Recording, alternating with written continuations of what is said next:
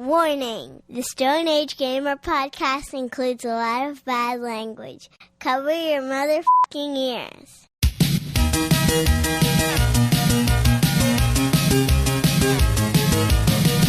Good evening and welcome to the Stone Age Gamer podcast. I am Kris Randazzo and joining me tonight is gravity-defying cactus Dan Ryan. I mean, I'll take it. That's one of the nicest ones you've said all year. Aw, I tried. It's 2026, or at least it probably is for you, so we're taking a look back at the year that was 2025. How did the world of gaming treat us this year? Grab a hold of that banana, because the Stone Age Gamer podcast starts now.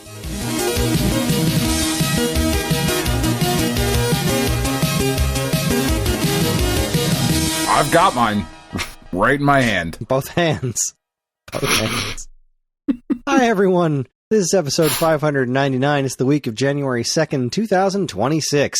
And welcome, for anyone new here, this is the official podcast of StoneAgeGamer.com. Dan and I talk every week about what's been happening in the world of video games from a retro gamer's perspective, as well as whatever the hell else is going on in our lives. And speaking of which, I would like to take a moment to talk a little bit about what's been going on in my life, or not really talk about what the details of it, because it's not really something that I feel I should be talking about on the show. It is reasonably private, but yes, a couple of listeners reached out to both me and Dan, and were asking how I was doing, because apparently I had led on to being in as poor spirits as I was last week, as I actually was last week. Last week was a really tough week. I had some troubles with a friend of mine, and it was a tough one. Things have gotten better. I have since cleared things up. I had a marvelous Christmas. I'm in very good spirits, and no, I'm in therapy, and the hard times that are coming ahead, I feel that I have decently prepared enough for them. But really, I just wanted to say a huge thank you to the folks that reached out. It really means a lot to me to have that happen. That kind of support is really means a lot. And like I said, I am okay. I was not okay last week. I really wasn't. It was a bad time. But then I spent the weekend with Dan. Dan and I drove all over Christ Creation. Was that last weekend? That was last weekend. Yeah. Jesus Christ. Yeah. I just really lost track of time there. Like, holy crap. That was really that close to Christmas. Yes, we drove up to North Jersey. We saw Mike and Rauchy. We saw Mr. Matt Much. It was a very good day and talked through a lot of issues, and yeah, I'm okay. I'm all right, and I'm going to be all right. I just have I have a lot of hard times coming up ahead of me. I wish I could talk more about it in detail on the show. It's just one of those things that's not really my place to make it public, as it were. I am not a stand-up comedian, at least not yet.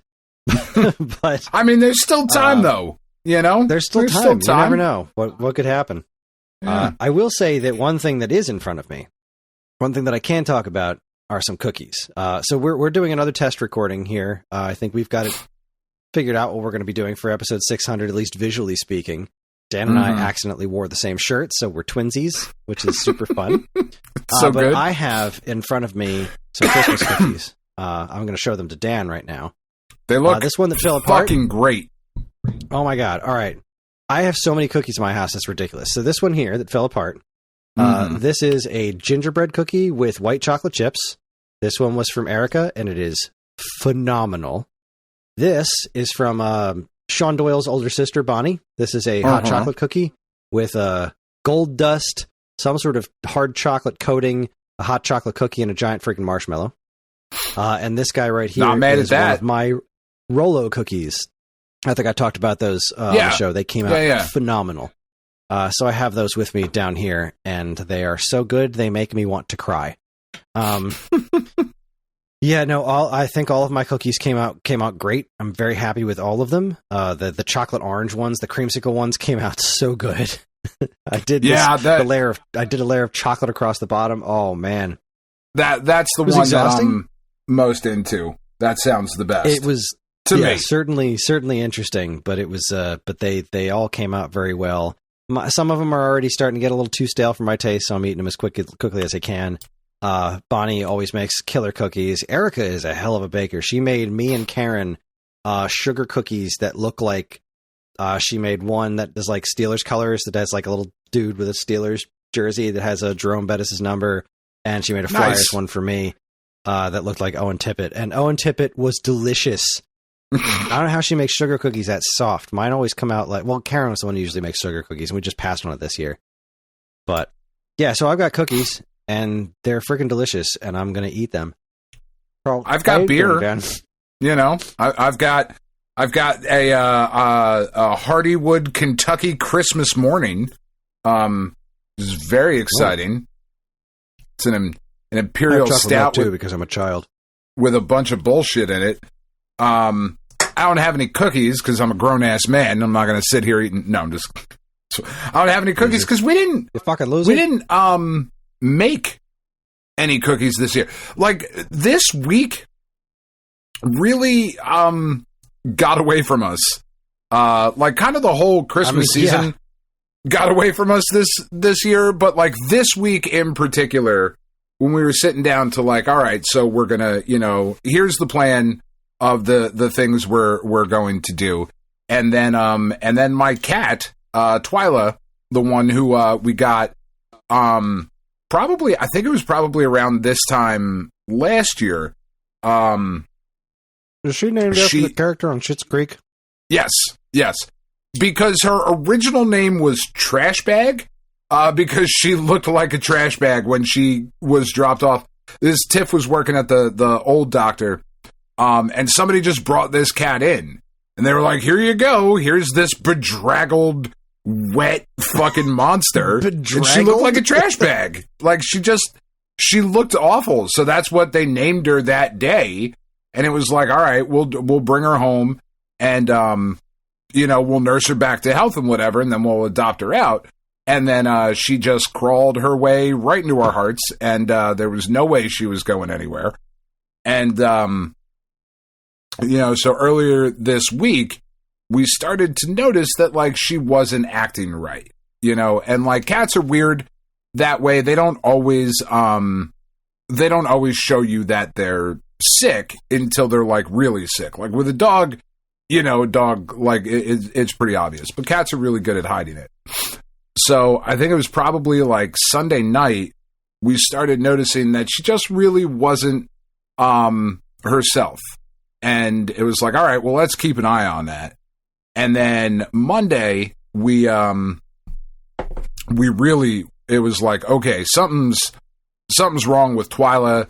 She's like trying to cough up like hairballs and shit, which is not a thing that she really ever does. Like our other cat, Raz, he's constantly over grooming himself and like coughing up hairballs and shit, which is, you know, it's like whatever. So when we saw Twyla start doing it, it's like, okay, something's fucking weird here.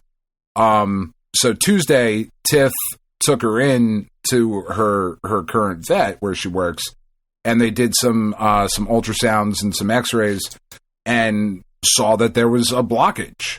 And it was like, all right, well, fuck. That's either surgery or we're going to hope that she passes whatever she's got in there. We'll give her some laxatives and that sort of thing, which we did. And she passed a little bit of it on Tuesday night. But Wednesday, when I got up in the morning, she was sitting in the bathroom. Which is like a weird place for her to be. She was just on like the bath mat. And I went in and I went to pick her up. And as soon as I touched her, she threw up. And I was like, whoa, fuck. All right. This is what we're doing today. I mean, to be fair, whenever you touch me, I throw up, but you know. Yes, but not out of your mouth. So it was like, well, fuck, it's Christmas Eve. We have like a bunch of shopping that we still have to get done because the entirety of last week, Tiff was down with the flu. This like nasty ass flu that's going around. Mm-hmm. Tiff had that all last week. So it was like any of the plans that we had made for that kind of shit, you know, shopping and whatever, those were all gone. So it was like, all right, fuck. So we dropped the cat off in the morning, dropped Tiff off. We got to do surgery. She was off on Wednesday, but she went into work, scrubbed in, did the surgery while I'm running around stressed to the fucking max, trying to Christmas shop while also getting these periodic updates from Tiff of like, all right, we have to take out some of her intestine because it's going necrotic as we're fucking here on the table because she hadn't pooped in like 2-3 days. So, like, they're watching the intestine die as they're fucking doing the surgery. I'm like, oh my God, your job is so fucking gross. I don't understand how you're doing this, but okay. You know, and then it's just been like, it's been a fucking hellacious 2 weeks. So, other than the copious amounts of sex that we had on Saturday, Chris, other than that, it has been just awful. But I'm glad it was other than that.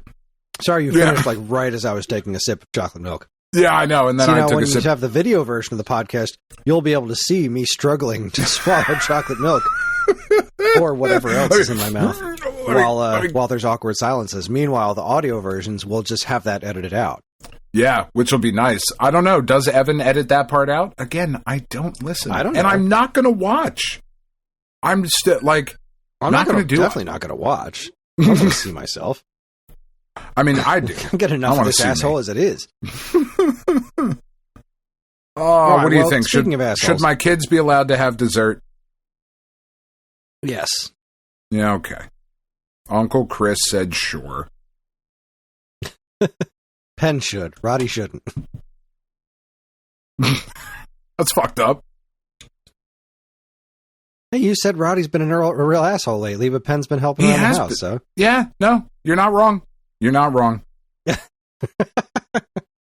Nah, it's Christmas. Desserts all around. All right, that's fair. All right, I'm texting him.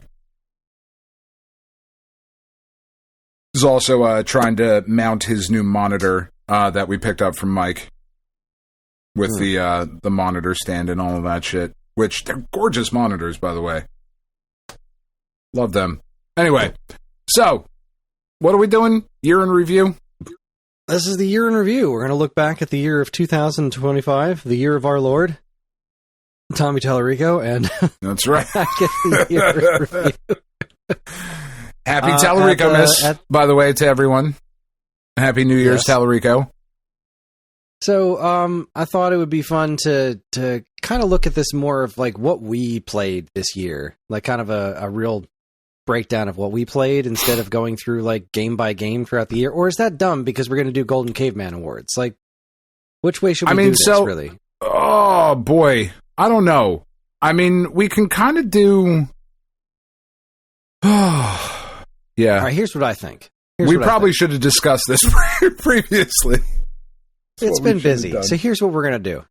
I'm calling an audible yet again. I put through this list of all the games that I played throughout the course of the year. And, or is that not what I did? What is this? Oh, this was all the games that I was interested in this year. Not necessarily all the games that I played. So that's interesting. That's not what I thought I did.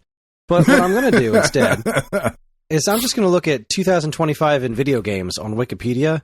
And we're just going to look through this and talk about things that were interesting, right? Sure. So let's see. Here in the year, like I said, of our Yord, Thomas the our Yord, our Lord, Yord. Thomas the Tallarico. Here in the year of our Yord, the year of our Yord. Yes. Major awards.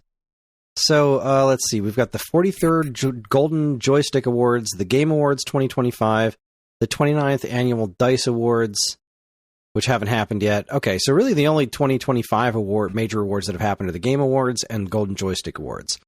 Right. Both of them, Game of the Year was Claire Obscure, Expedition 33. Never heard of it. No. Do I Independent gotta play the other 32? Haha, still funny. Ew.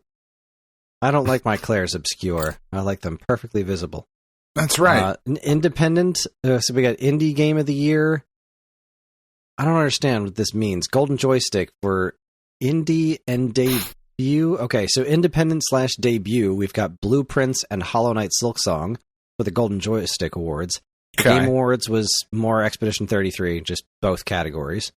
So was the game? Go ahead. Was the Golden Joystick? Is that the one where they took the award away from Claire Obscure, or was that the Indie Game Awards? Because there's so many of these different award shows. None of them are as important as the one we're about to do next week.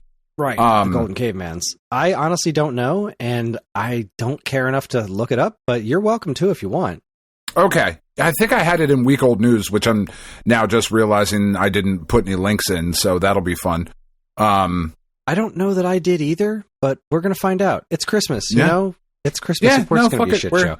Let's see. Golden Joysticks didn't do anything for VR, AR, or mobile and portable, but the Game Awards gave something to Musume Pretty Derby.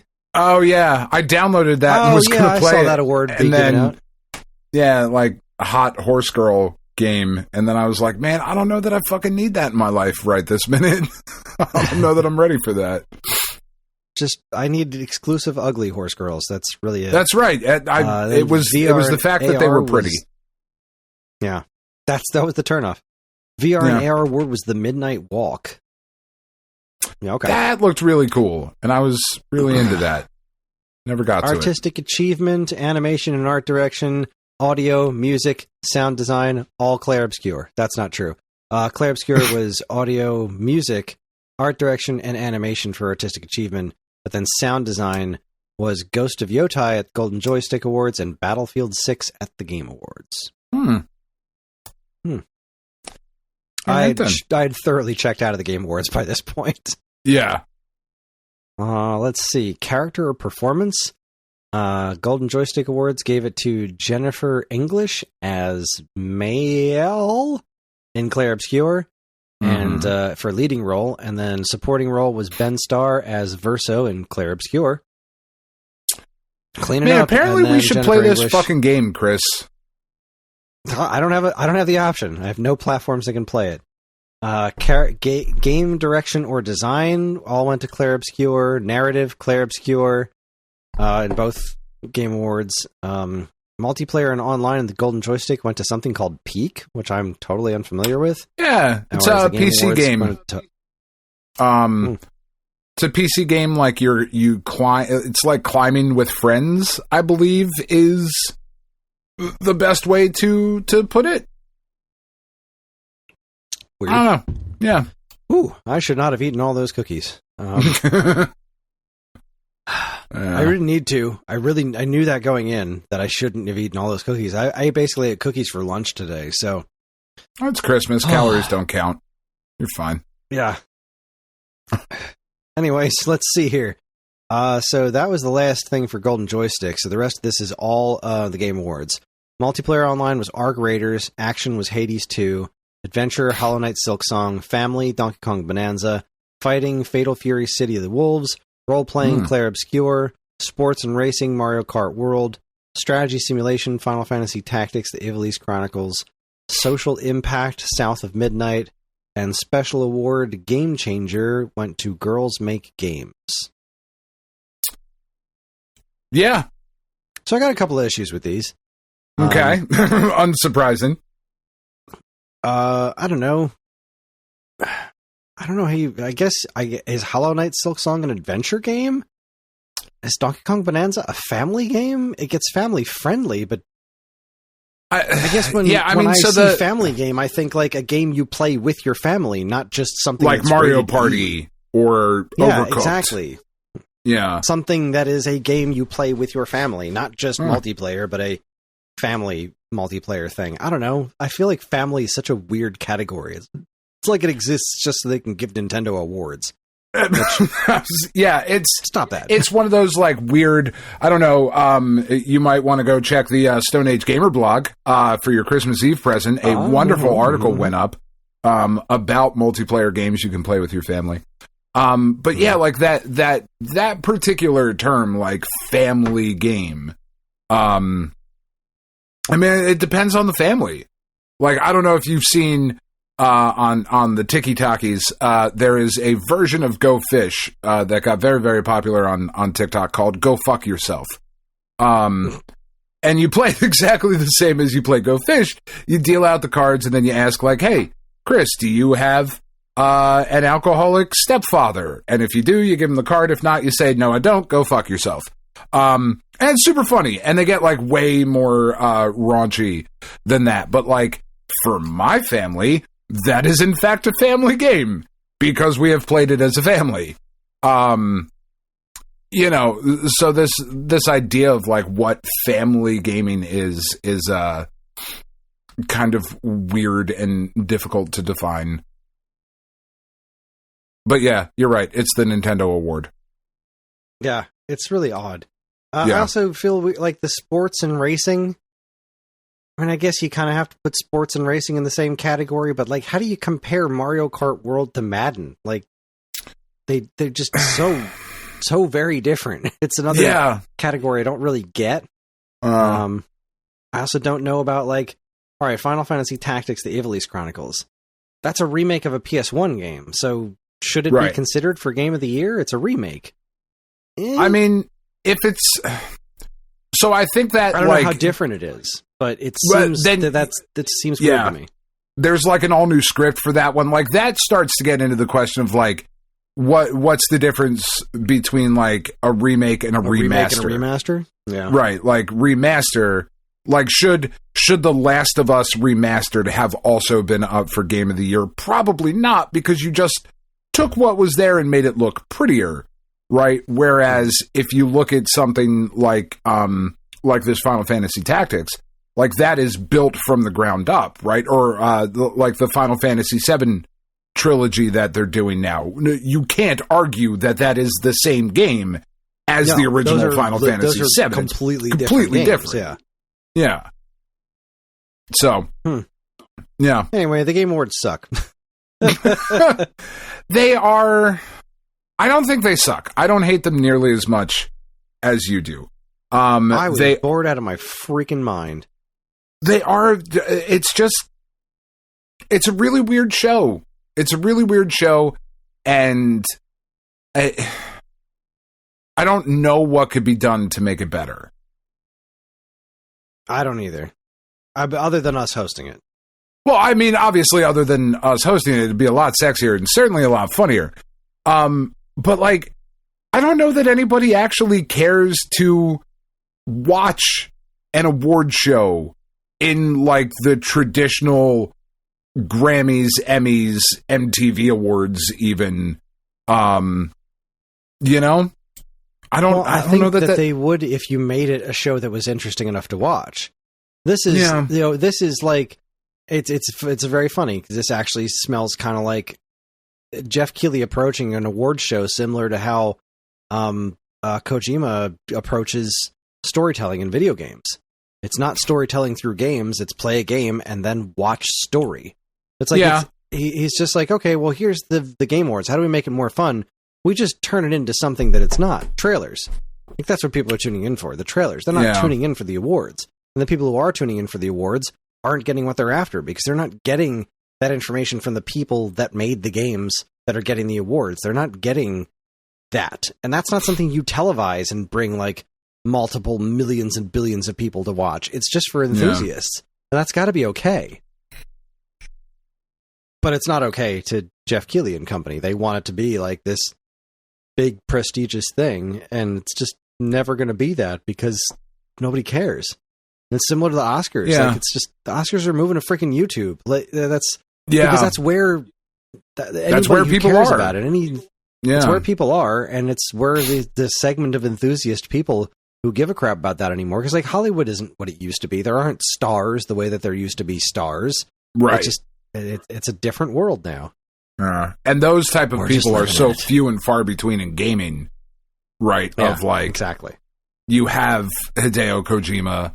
I would argue like you had Tomonobu Itagaki. You got your like Miyamoto. You've got Miyamoto. But like most of the time when they like roll these dudes out, they're like old white corporate businessmen. Like they're not actually any fun to listen to or to talk, you know, like I don't give a fuck. Every time fucking Todd Howard comes out, I'm like, oh, fuck, okay, thanks, Todd. Fuck off, you know, like cool. I don't know. Yeah. Anyway, thumbs down. Moving on. I'm done talking about this. Critically acclaimed games. The following table lists the top-rated games released in 2025 based on Metacritic, which generally considers expansions and separate entities. The original versions of these games were released in 2025. So, Hades 2 was the top at 95. Clair Obscur 92, Blueprints 92, Split Fiction 91, Donkey Kong Bonanza at 91, and Hollow Knight Silk Song at 90. This was a good year. Those are all. Really, it really was. I played Clair Obscur, but yeah, I played through. I really, Split really Fiction. want to play Hades. I am I haven't touched either Hades 1 or Hades 2. Just because I'm kind of afraid I'm not going to like them because they're really not my style. And they're not. I don't want to not either. like them because they look really cool. They're not mine either, and I fucking loved them. I thought they were so good. Hades 2, I really want to play it. I absolutely fucking love the first Hades, and I am not the biggest fan of like that kind of isometric dungeon crawl, roguelite or roguelike type experience. And it was just a great fucking game. I just absolutely loved it. And I'm sure the second one is outstanding. Blueprints, you're going to hear more about that next week. But I fucking adored that game. I just actually fired it up today as I was messing around with my Portal, which we'll talk about that a little bit later. Yeah, Donkey Kong and Hollow Knight, we will also talk about next week. So, what did you think of Split Fiction, ultimately, Kris? Because I really want to play it. I really want to play it, but I don't know that Tiff is going to love it. Because she doesn't like actually playing games. She likes watching games. Right. You know? Wish there was a good way for the two of us to play it. Yeah. Wonder if it's a crossplay. Is that one of the ones where you only need one copy? Crossplay. Or do you need two copies of it? I don't remember. That's a great question. And if my internet was being better, I would look it up. That's fair. We don't need to answer that right now, though. But you liked it, right? Like you thought it was... Yeah, I did. I rather enjoyed it. Yeah. I can't remember what I gave it because I reviewed it for Nintendo Force, and I liked it. I thought it was a lot of fun. I thought it was very creative. The dialogue was a little bit try-hard from time to time, but certainly not enough to bog down the experience. I didn't love that no matter what we did, we couldn't actually play it non-split screen. Because they did the whole game share thing, and I had Greg play on he played on the Switch, and I played on the Switch too, but it was still it was always split screen no matter what. And I think there was because I think there were parts of it where you really wanted to be able to see what was on the other person's screen, but yeah, if we were doing game share, we were in the same room anyway, so if we wanted to see each other's screens, we could just show each other our screens. Look at it. I don't know. Yeah. But outside of that, it was very stylishly done, the whole split screen thing. It's a really brilliant game. I rather liked it. It's cool. Definitely want to check it out. Because I could definitely play it like I would want to play. I'm always looking for something to play with Tiff. Because like I said, she doesn't really... she plays like a lot of games on her phone and whatnot, but as far as like console gaming, there's just too many buttons for her delicate lady fingers. So what are you going to do? But my children don't suffer from the delicate lady fingers problem that my wife has. So I could definitely like play it with them, and Tiff could be there, but it's not the same. No. Well, moving right along, major events, according to Wikipedia. In January, new gaming accessories and handheld consoles were revealed during the Consumer Electronics Show, CES 2025, held at Las Vegas Convention Center in Winchester, Nevada. In February, the Academy of Interactive Arts and Sciences hosted the 2025 DICE Summit and the 28th Annual DICE Awards at the Aria Resort and Casino in Las Vegas, Nevada. And later in February, Warner Brothers Games closed Monolith Productions' player first games and WB Games San Diego. Good job, Warner Brothers. Moving right there along, is March. there is a lot of layoffs to talk about, which I don't want to anymore. We already did. We talked about them all year long. We don't have to really go into any more details. March was actually pretty beefy, it looks like. On March 12th, Scopely acquired the games division and related intellectual property of Niantic Incorporated for $3.5 billion, which included Niantic's Pokemon Go and Monster Hunter Now. On March 17th through 21st, the 2025 Game Developers Conference, including the Game Developers Choice Awards and the Independent Game Festival, were held in San Francisco, California. On March 19th, the first industry-wide video game union, the United Video Game Workers Communication Workers of America, covering both the United States and Canada, was announced. Awesome. That's probably the best news of the year, right? Like, as far as here. Yeah, as far as like industry worker kind of news is concerned. Indeed. It's certainly the opposite of, all the layoffs and closures and stuff. Yeah.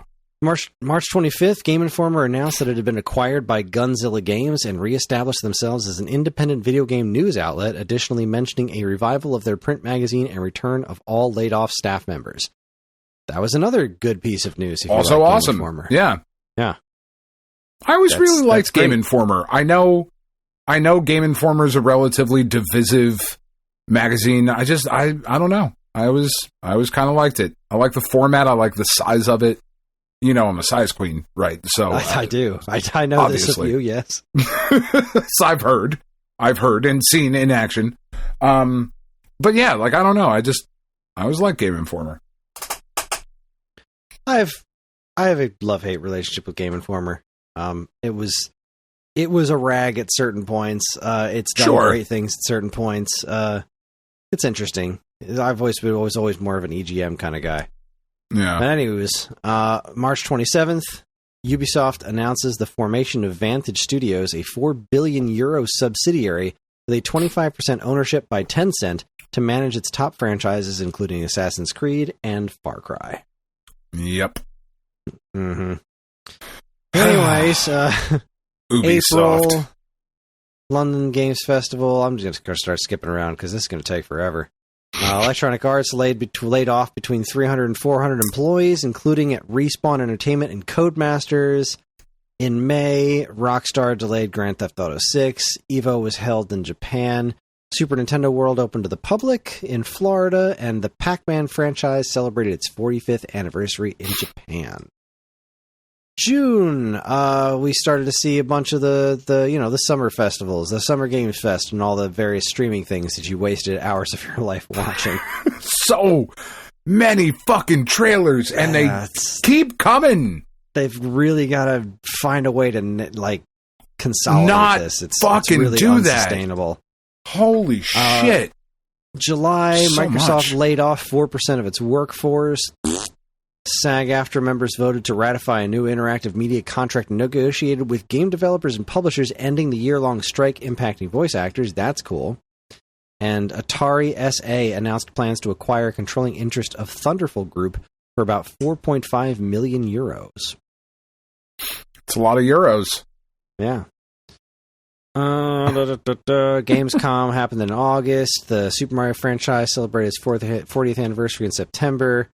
TGS 2025 was in September.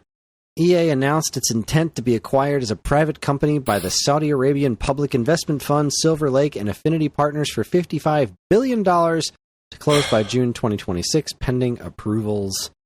Ugh. Yeah, it's. I don't know that there is a company that has had a bigger fall from grace than EA has. I don't know that it's possible to have a bigger fall from grace. Like, I am expecting them... I don't want to find out, Dan. I don't want to find out. I'm expecting them to publish a visual novel of the Epstein files next. Like, that really seems the fucking direction that EA is going, man. Like, Redaction Simulator 25. You just fucking go in and put black bars over shit. In November, Rockstar delayed GTA 6 again.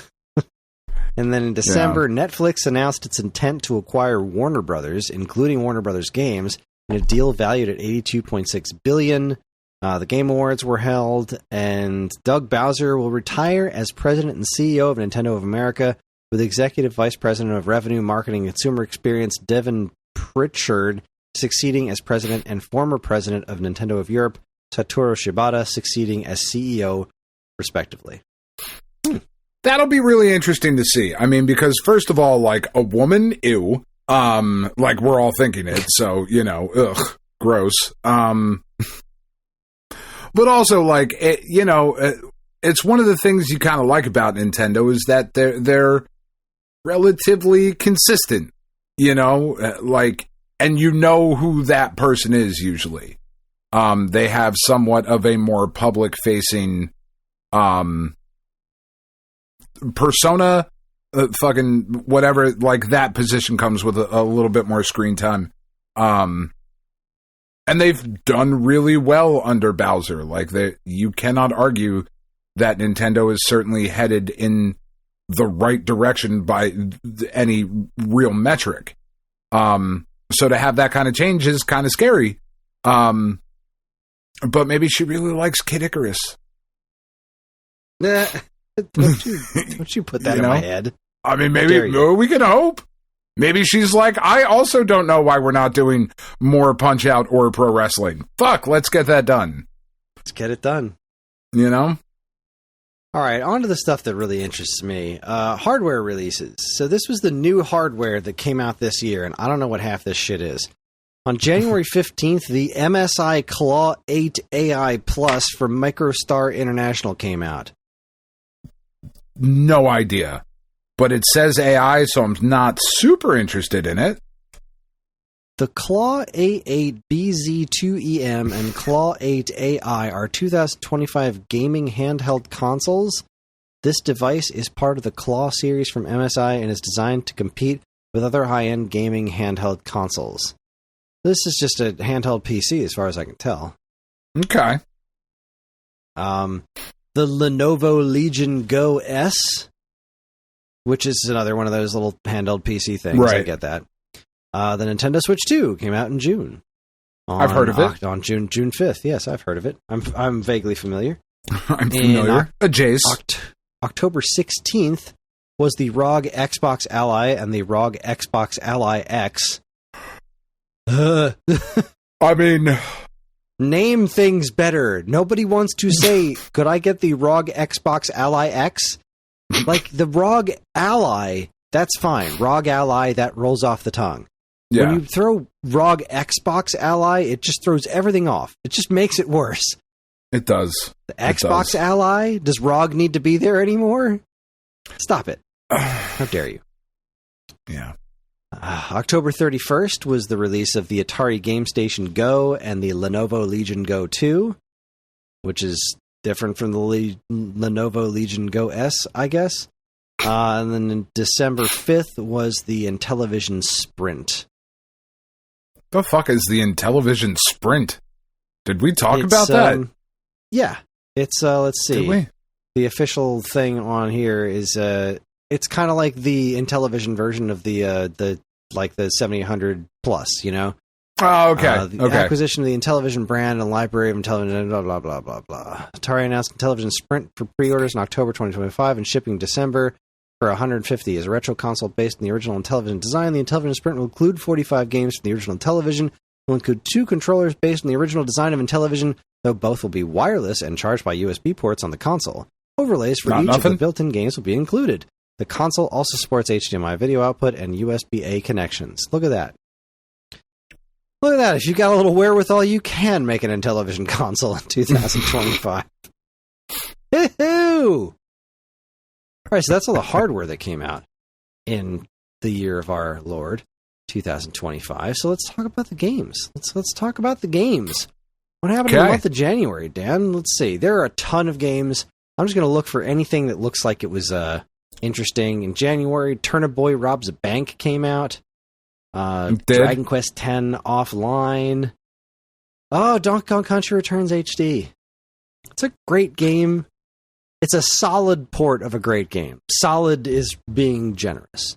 Because it's not bad. It's just they really should have done more with it, and I wish that they had. Yeah, like that's not what you want to hear. Like you don't want to hear solid port of a great game. You want to hear amazing port. Like you wanted this to be what Mario Kart 8 Deluxe was. Honestly, I just wanted it to take this and make it look as good as Tropical Freeze. But this was Forever Entertainment, that company that they invested a bunch of money in, and the work that they do is adequate. And that is exactly what we got here, an adequate port of Donkey Kong Country Returns HD, which is a fantastic game. Yeah. And now eminently more playable on Switch than it was on Wii, because you don't have to do any waggling. But, no, could have been better. We got Dynasty Warriors Origins. We got Tales of Grace F Remastered. Final Fantasy VII Rebirth was already out for something. Oh, this was its port to Windows. So Final Fantasy VII Rebirth hit the old PC platforms. I'll do one more. I think I've only done 3 so far. Sorry, I'm laundering money. Guilty Gear Strive came out on Switch. Ninja Gaiden 2 Black hit Windows, PS5, and Xbox Series X and S. They re-released Jedi Power Battles for some reason. Sword of the Necromancer Resurrection. Botany Manor? Yeah, I don't know what the fuck that is. I just thought that was a funny name. I've never heard of it. The Stone of Madness. It's the worst kind of stone. Name. Yeah. Virtua Fighter 5 Revo came out on PC. The Accolade Sports Collection, featuring Hardball and some other games. Card Fight Vanguard Dear Days 2. Why does that sound familiar? Anyway, Gimmick 2 hit PS4, PS5, Xbox One, and Series X. Hello Kitty Island Adventure came out on Windows and Switch. Spider-Man 2 was ported to PC. Such a good fucking game. Wizardry The 5 Ordeals came out for Switch. That's about all that looks truly interesting to me. Yeah. It's January. They're usually not a very big month. Not a ton. No. Not a ton in January. Just looking at my screen, though, February's already got a couple of winners. February kicked off with Kingdom Come Deliverance 2, which I've heard of, but Marvel vs. Capcom Fighting Collection hit Xbox One. That's pretty cool. Rift of the Necrodancer came to Windows. That looks really good. I'd like to try that. I almost picked that up the other day. I think it's on sale for the Steam sale, because, like, fucking everything is. Yeah. But I almost picked it up because they had my kids were interested in the not that they play Friday Night Funkin' anymore, but there's a Friday Night Funkin' crossover in it, or DLC or whatever. I was like, man, maybe I might pick this up at some point, because it does look fun. It does, and I like Crypt of the Necrodancer, so yeah. Let's see, Civilization 7. Ultros. What is Ultros? Looks neat. A really cool looking Metroidvania that I have and have not started yet.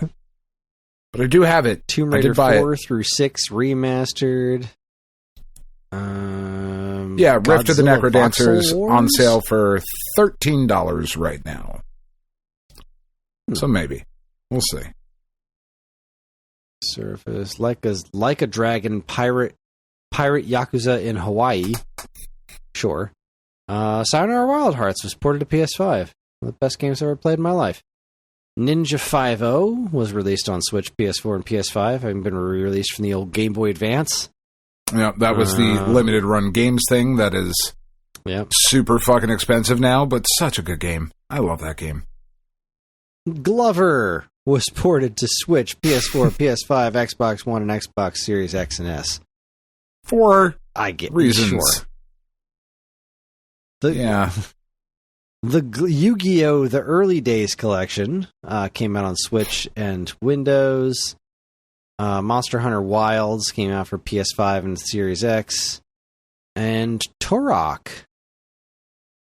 Is this oh, it's the N64 one. Was ported to PS5 and Xbox Series. Yeah, okay. Meh. All right, March. Let's see here. How? March. What's good here? Carmen Sandiego. What? There's new Carmen Sandiego this year? Where in the world isn't That Carmen doesn't seem right. Sandiego?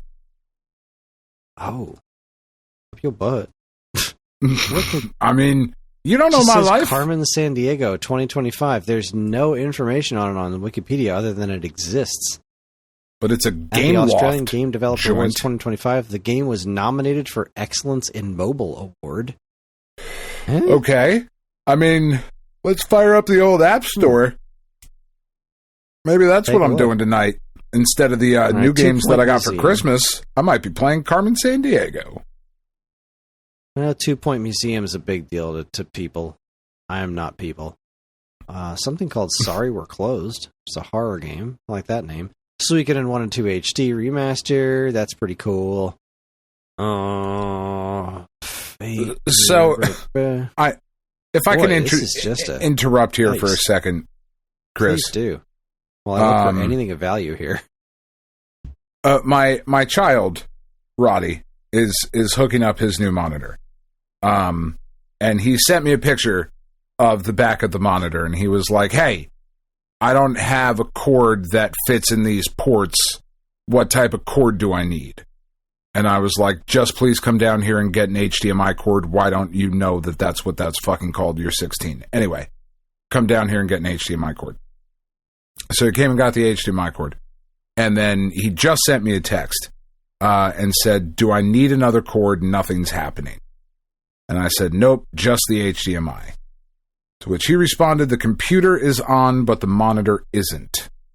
So I'm about to ask my 16-year-old child if Is they it plugged have in? plugged the fucking monitor in. Like, It doesn't draw power from the computer. The monitor does need its own power source. like, you're 16 fucking years old.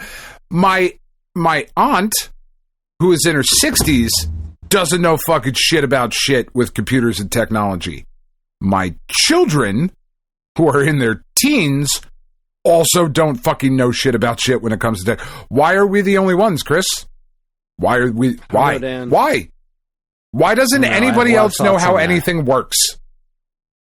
I have a lot of thoughts on that we'll discuss later. It's plugged Let's into get- the HDMI. That's the only cord in it. You need to power the monitor.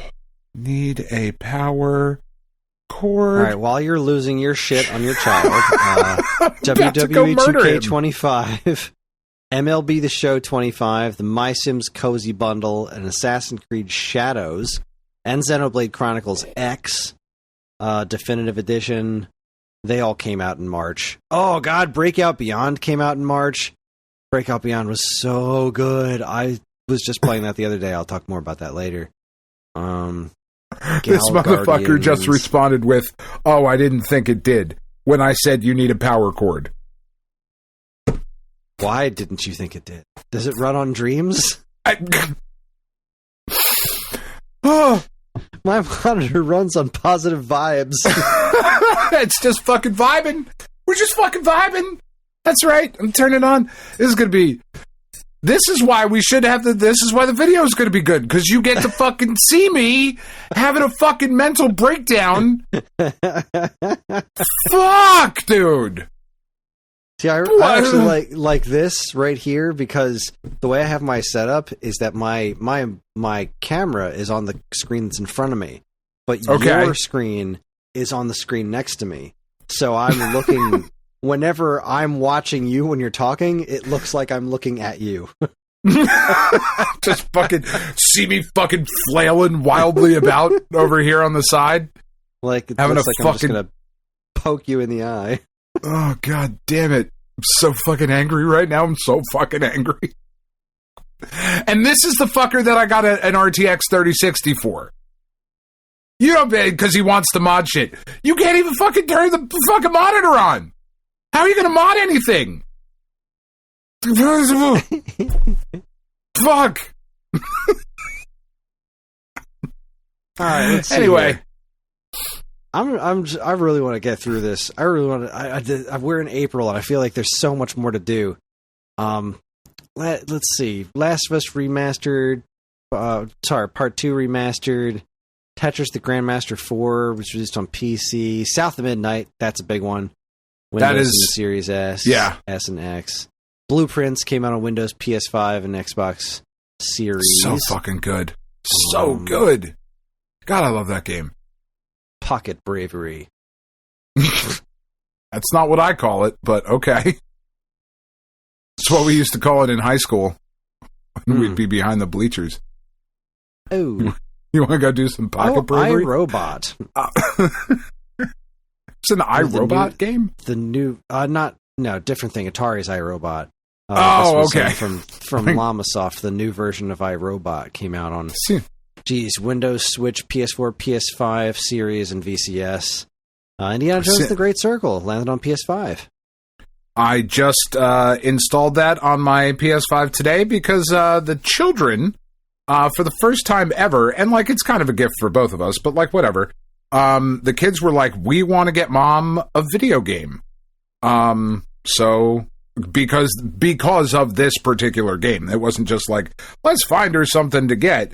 It was the fact that this Indiana Jones game came out in April and we still hadn't played it yet. So she got that for the Christmas, and I have some real concerns because it's in first person. But I suppose next week we'll find out. Yeah. Lunarm Remastered Collection, Shantae Advance, Elder Scrolls Floor. Man, I can't talk tonight. I do love the Elder Scrolls. Elder Scrolls. No, I my can't blood sugar is like I don't even have blood sugar anymore. I just have sugar blood. Just sugar. Yeah, that's good. Yeah. Claire Obscure. Never heard of it. Yeah. Fatal Fury, City of the Wolves. Phantom Brave, The Lost Hero, Super Technos World, River City, and Technos Arcade Classics. Days Gone Remastered, Forza Horizon 5. That's the picture he sent me. Look at this picture, Chris. It's a fucking picture of a monitor powered up with a thumbs up. Like he just fucking solved a problem. You did it. You did it. We did it, ladies and gentlemen. God damn it. We did it. I feel that we all did this together. We were all part of this. Oh, God, we were all a part of it. And I'm sorry that we were all a fucking part of it. Moving on to May. Shotgun Cop Man happened for Switch. And such a good name. It's a great name. I wanted to like the game more than I did. Like, it wasn't bad. I really liked the concept, but it just didn't hold my interest enough. It did not live up to the fucking name. I mean, how could it? Really? That's fair. That's a fair question. Doom the Dark Ages hit PS5 and Xbox. Shovel Knight Dig came into PS5 and Xbox. Capcom Fighting Collection 2. That's good stuff. I really need to pick that up still. Yeah, that's on the list. That and Capcom Fighting Collection 1, because I never picked that up. But those are both there. At some point. Ninja Turtles, Splinter's Fate. Oh, God, I'm sorry. Came out for PS4 and PS5. Duck Detective, The Ghost of Glamping. Shut up. And Duck Detective, The Secret Salami. It's also how I got through high school. You want to go do some Pocket Bravery with The Secret Salami? Now you put those two games together. Now maybe I'm in. Yeah. But until then, no. Sonic Wings Reunion? Oh, that's Aero Fighters. Okay. Yeah. Disney Illusion Island. That kind of came and went. It did. That was the... Oh, excuse me. That was the multiplayer one, right? Yeah. It was okay. I played the demo. It's fine. Yeah. Well, that was it for I mean, May. you skipped over the re-release of Onimusha 2. Did I? I noticed. It's very racist. I really want this new Onimusha game to be good. I had no desire to go back and play this one, which I found very odd. But the other one that you skipped over here, well, I mean, there's that To a T game that we talked about last week with Takahashi, the Katamari Damacy guy, his game that failed. But apparently this Pipistrello and the Cursed Yo-Yo is apparently fucking great. I've heard really, really good things about this. Like, this is the game, if you like The Legend of Zelda, like old school Legend of Zelda, like, this is the game you need to be playing. And it's out on Switch 4 or 5. Playing was. What's that? I was wondering what the game I needed to be playing was. Apparently this is the one. Apparently. Why? How much are you? I really don't need Night Rain. Any other games. Anyways, let's see. We're in June now. We've got Deltarune Chapters 3 and 4. Bravely Default Flying Fairy HD Remaster.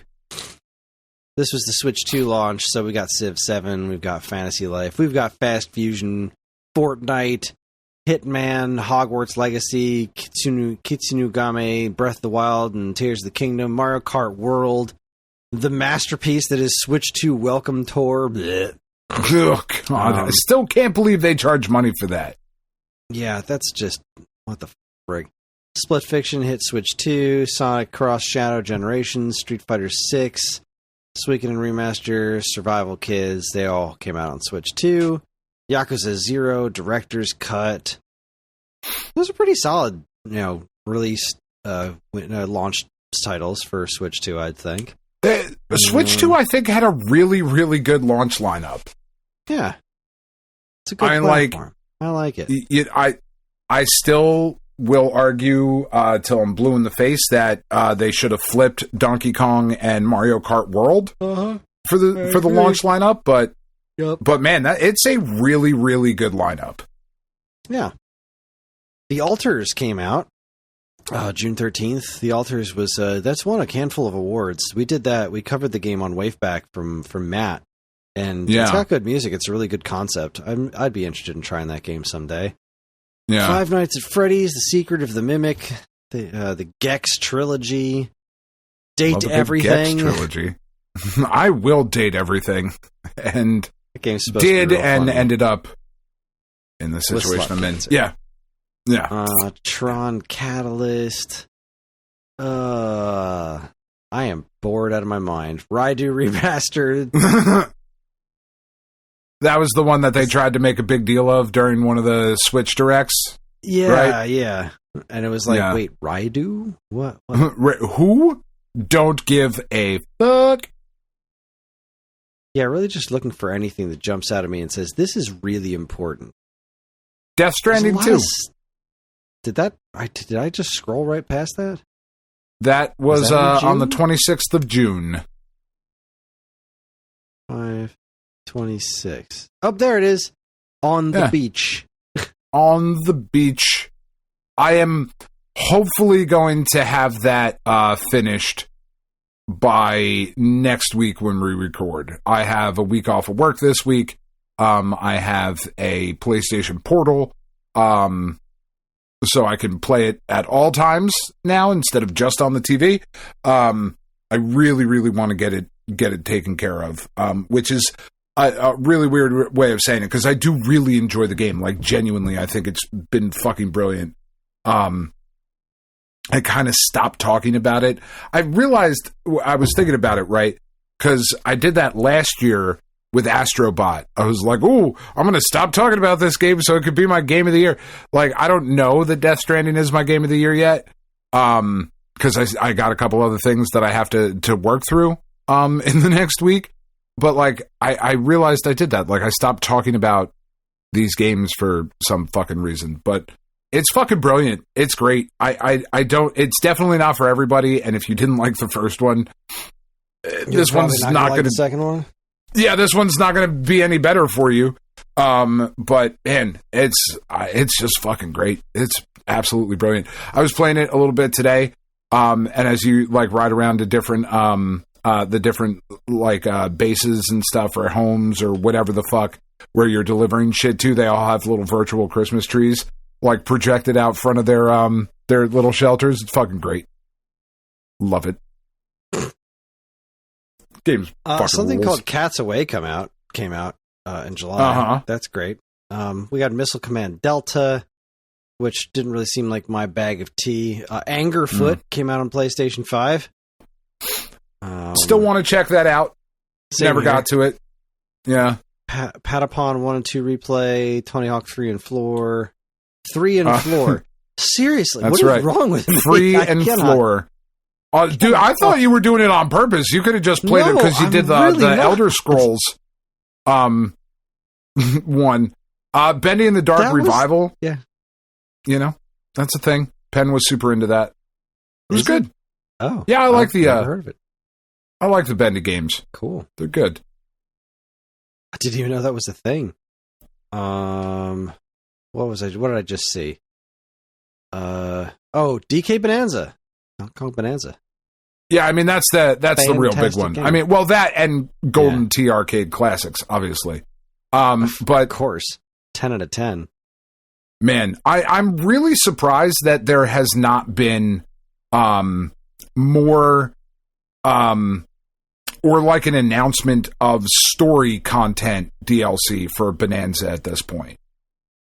I'm not surprised. That's not really. Doesn't really seem like the kind of thing that they do. They never did anything for Odyssey. Yeah, I mean, I suppose, but just because they were that's not how they do things. Like, all right, I know, but they were so quick to come out with like, here's a mode you don't give a fuck about. Okay, thanks. It's just they did the same thing for Odyssey. The game's done. They told the story. The end. Yeah. I don't need story expansions. I don't need. But that I want there to be more. I just want there to be another one. Need it. I want there to be another one, and I'm sure there will be. The game was very successful. We also got Shadow Labyrinth this month, which I really didn't love. Now they keep trying to make it better. It's I will finish it. I really do appreciate the effort they put into it. I do. It just didn't quite work for me. I'll finish it at some point. Yeah. I've enjoyed what I've played, but I see it could have been so much more. It could have been so much better. Speaking of so much more, all right, how many words? Super Mario Party Jamboree Nintendo Switch 2 Edition plus Jamboree TV. 11 words. That's too many words in your title. Out loud. Yeah. That's ridiculous. And it was also complete bullshit.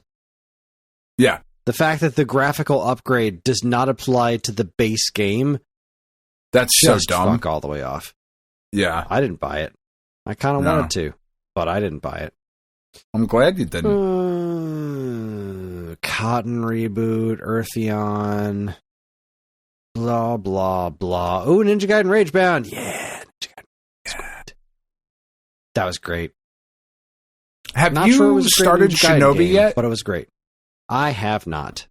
Okay. When was Shinobi? Was that before or after it? I think it was after. It was after it. Yeah, we haven't gotten to it yet. Okay. Yeah, Ninja Gaiden. Yeah, I haven't started either. I haven't started Shinobi. I've got them both, and I haven't started either one. So, I will probably move on to Shinobi once I finish Metroid. I think that is my plan as of now. In August, we got the PS5 version of Hello Kitty Island Adventure. Hell yeah. Yes. It's been my favorite version. Oh, Is Dragon this seat Drive. taken? Yay. Did you get that for... Did Karen play that? You mentioned that earlier this year? Yes. Karen still does play it from time to time. She does like a couple levels every week or so. It's neat. Yeah, that was neat. And boy, you're not wrong. Fucking Dragon Drive. Nope. Swing and a miss, guys. Boy, Talk about a Nintendo property that landed with the exact thud that I thought it would. That game went nowhere. It just didn't look very good. I didn't see like came out. I haven't seen like fucking chatter online, like YouTube videos nothing. of like, actually this game's pretty fucking dope. Like you should, or this game's fucking terrible. Like it got zero traction one way or another. Yeah, it happened. There was like a handful of people that are trying to convince everybody like, no, actually it's really fun. But it's like you look at it and it's just, well, I mean, Rocket League exists and scratches the same itch, but like way better. So yeah, I'm good. Thanks, but no thanks. Yeah. Well, Black Myth Wukong finally landed on Xbox. The Rogue Prince of Persia Triangle Strategy hit the PlayStation and Xbox. Mm-hmm. Something called Kill the Brickman.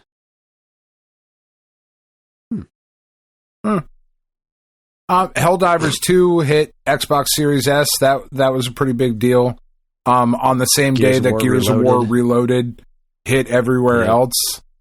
I read it's not going to make it to the to Week Old News this week, but there was a really good article on Engadget by Devendra Hardawar. It was called 2025 was the year the Xbox died. It's just a really solid article about like, so I kind of realized that I no longer need an Xbox because they have done everything they can to push me away from their platform and to just play their shit everywhere else, which is an interesting strategy when you plan on continuing to release hardware. Like, okay, guys. Cool. Can't say I understand it, but somebody somewhere is making a lot of money and it ain't me, so... Yeah, that's fair. That's fair. Is it, Dan? Is it fair? It is Kirby something. and the Forgotten Land Nintendo Switch 2 Edition plus Star-Crossed World. See, now that was worth every penny and worth every stupid word in its title. That was great DLC for a great game, and the graphical upgrade does apply to the base game, and it is fucking gorgeous. Son of a bitch. Marvelous looking game. Speaking of gorgeous, Metal Gear Solid Delta Snake Eater was probably pretty sexy too, wasn't it? Such a fucking sexy ass game. When you have the full crocodile suit on and you're full fucking Cayman walking around with a sniper rifle. When you're just laying there on the ground and dumb fucks are walking by and you're like, nothing to see here, just a fucking crocodile with a sniper rifle. Everything's fucking copacetic, boys. Just keep on moving. Man, what a fucking great game. I fucking love that game so much. And it was such a good remake. It was such a solid like everything. Metal Gear Solid. I was trying, like, I said solid twice and then my brain went meh and like short circuited. Like all of the fears that you would have of somebody like remaking such a particular game like Metal Gear Solid 3, completely gone. Like they absolutely nailed it.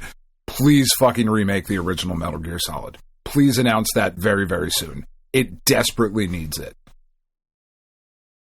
Or re-release the Twin Snakes. Do both. Porque no los dos. Also, this same month in August, we got Shinobi Art of Vengeance, which we both just talked about a second ago. On to September. Come on, we're getting through this. September. We're getting there. Bad Cheese. Yep. I don't know what it is. Man, I wanted to like that game more than I did. We got Hollow Knight Silksong and also Adventure of Samsara, which I will talk about briefly in the later part of this episode. But yeah, Silksong's really all that mattered this month. Yeah, I mean, it really fucking sucked all of the air out of everywhere. NBA 2K26. I mean, yeah, I noticed you glanced right over Perfect Collection. Bubsy in the Perfect Collection, but you know, there it is. I didn't glance over. I just said it. I mean, Platypus Reclayed. Baby Steps 4. God, I forgot Borderlands 4 happened. Yeah. Again, Marvel Todd Howard. Rivals hit PS4, NHL 26. Where did you see? Where did you just Baby say? Steps is on the 23rd. Oh, you're way ahead of me. Yeah, I'm sorry. Well, there wasn't you're anything else there. You skipped over Marvel Rivals in 26. Oh, it was and Lego PS4. Voyagers. Who cares? You're Why you PS4. bring up Who old cares? shit? I love old shit. This is Stone Age Gamer, bitch. Oh, We're all that's about right. old Never mind. I forgot. I forgot what we were doing. My bad. Hold on. Fire Emblem I'm swearing the shirt and everything. Yeah. Silent Hill. Sonic Racing Cross Worlds. Oh, it's so funny every time. Hey, you want to EA play Silent Hill? I don't know. Man, that fucking Tokyo Extreme Racer game came out, and I still really want to get it. I haven't picked it up yet because it's only on PC. I fucking love Tokyo Extreme Racer Zero. That is like the fucking racing game that I got super, super into. And just played the absolute shit out of that game. And man, I haven't picked this one up yet because it's still rather expensive. And I don't know that I would put the time into it versus what it costs. But man, I want it to be good. I hope it's good. I hope it comes to console. I'll play it there probably. But like, it's $50. I don't know that I'm going to put $50 into that game. Yeah, like I went to Best Buy today to pick up screen protectors for Ellie, and I was gonna be like, well, you know what? I didn't get the Mario Galaxy collection for Christmas. I have a $10 off coupon for Best Buy. Maybe I'll pick it up for myself. Yeah. And then I remembered it was $70 goddamn dollars. I was like, no, I can't make myself do this. Just not gonna fucking do it. It's too much, man. No. Like, and I don't want to drop like $40 for just Galaxy 2. Like, yeah, it's worth every penny. Galaxy 2 is a fucking masterpiece, but still, I have it. Like, it's the thing. Yeah. I have the game. I have the game on Wii that I can plug into my Wii U and play it in my living room just fine. But yeah, I want right now, I can just go do that. Slightly fancier version on Switch 2, but not enough to drop $40 on it. It's like, yeah. Anyways, Final Fantasy Tactics, The Evil East Chronicles, Lego Party, Pac-Man World 2 Repack, EA Sports FC 26. Moving right along. October to December. We're almost done. We're almost done with the year in preview. Hey, look, it's the Mario Galaxy stuff. Came out in October. Ghost of Yotai came out in October. Absalom. People were talking about that one, I think. Blue Protocol, that's like Star Residence. That's massively popular beat 'em up. And this By Sweet Carol. I really want to pick this up. Yeah, that's the one that looks like a Don Bluth one. Animation. Oh, right. Yeah, I want to pick it. It's $40 physical. And I have heard that like at $20, it's great. But yeah, I don't know. Speaking of, I don't know, Yuka Replay. I don't know. Did that game need a remake already? Like, I know it had been out for a little while, but I feel like they would have been better served by making Yooka-Laylee 2. Like, Yooka-Laylee Impossible Lair was very good. I feel like it didn't sell as well as they wanted it to, which is a shame because it was very good. But I feel like rather than remaking the first one, I just feel like they should have just went right onto a sequel. But maybe there's something I don't know. Maybe this was just a way to try to pay the bills to cover progress on a potential sequel. Yeah. I don't know. Yooka-Laylee is not Banjo-Kazooie. No. But then again, I don't really like Banjo-Kazooie, so what the hell do I know? That's fair. I'm speaking out of class here. Little Nightmares 3, Scourge Hive, Chicken Hair and the Treasure of Spiking Beard. Man, they just put words into. Oh boy, it's dude, holy shit! don't play it. Don't.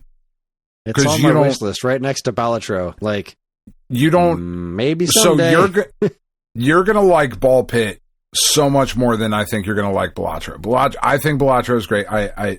But Ball Pit, I feel that's the game that I've put the most time into over this last week, which we'll talk about a little bit more later. But I feel the same way playing Ball Pit that I felt when I first started playing Vampire Survivors. Yeah. Yeah.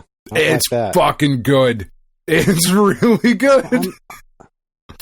I'm trying to adjust my camera so like I'm on the same level as you, but when I do that, I lose. You can't see my amiibo. Hold on, should I? On my amiibo lined up across the ceiling there. Wait, is that better? I dropped my chair. No, it's fine. You were perfect where you were. You were perfect where you were.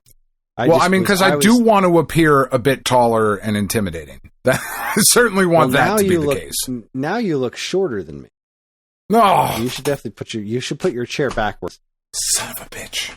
I just wanted to have my figures in the back. It's fine. Everyone can just imagine that they're there. But yeah, Ball Pit, Pokemon Legends ZA, which John has put a decent chunk of time into. Ninja Gaiden 4. Yeah, Roddy really likes it. I haven't started, well, we'll talk about that later. Yeah. Dispatch, which I heard was quite good. Yep. That's on the list. Double Dragon Revive, which I heard was quite adequate at best. Yeah. Once Upon a Katamari, which I've heard mixed reviews on. Boy. Yeah. Demantium the Ward. Way to go, Tui.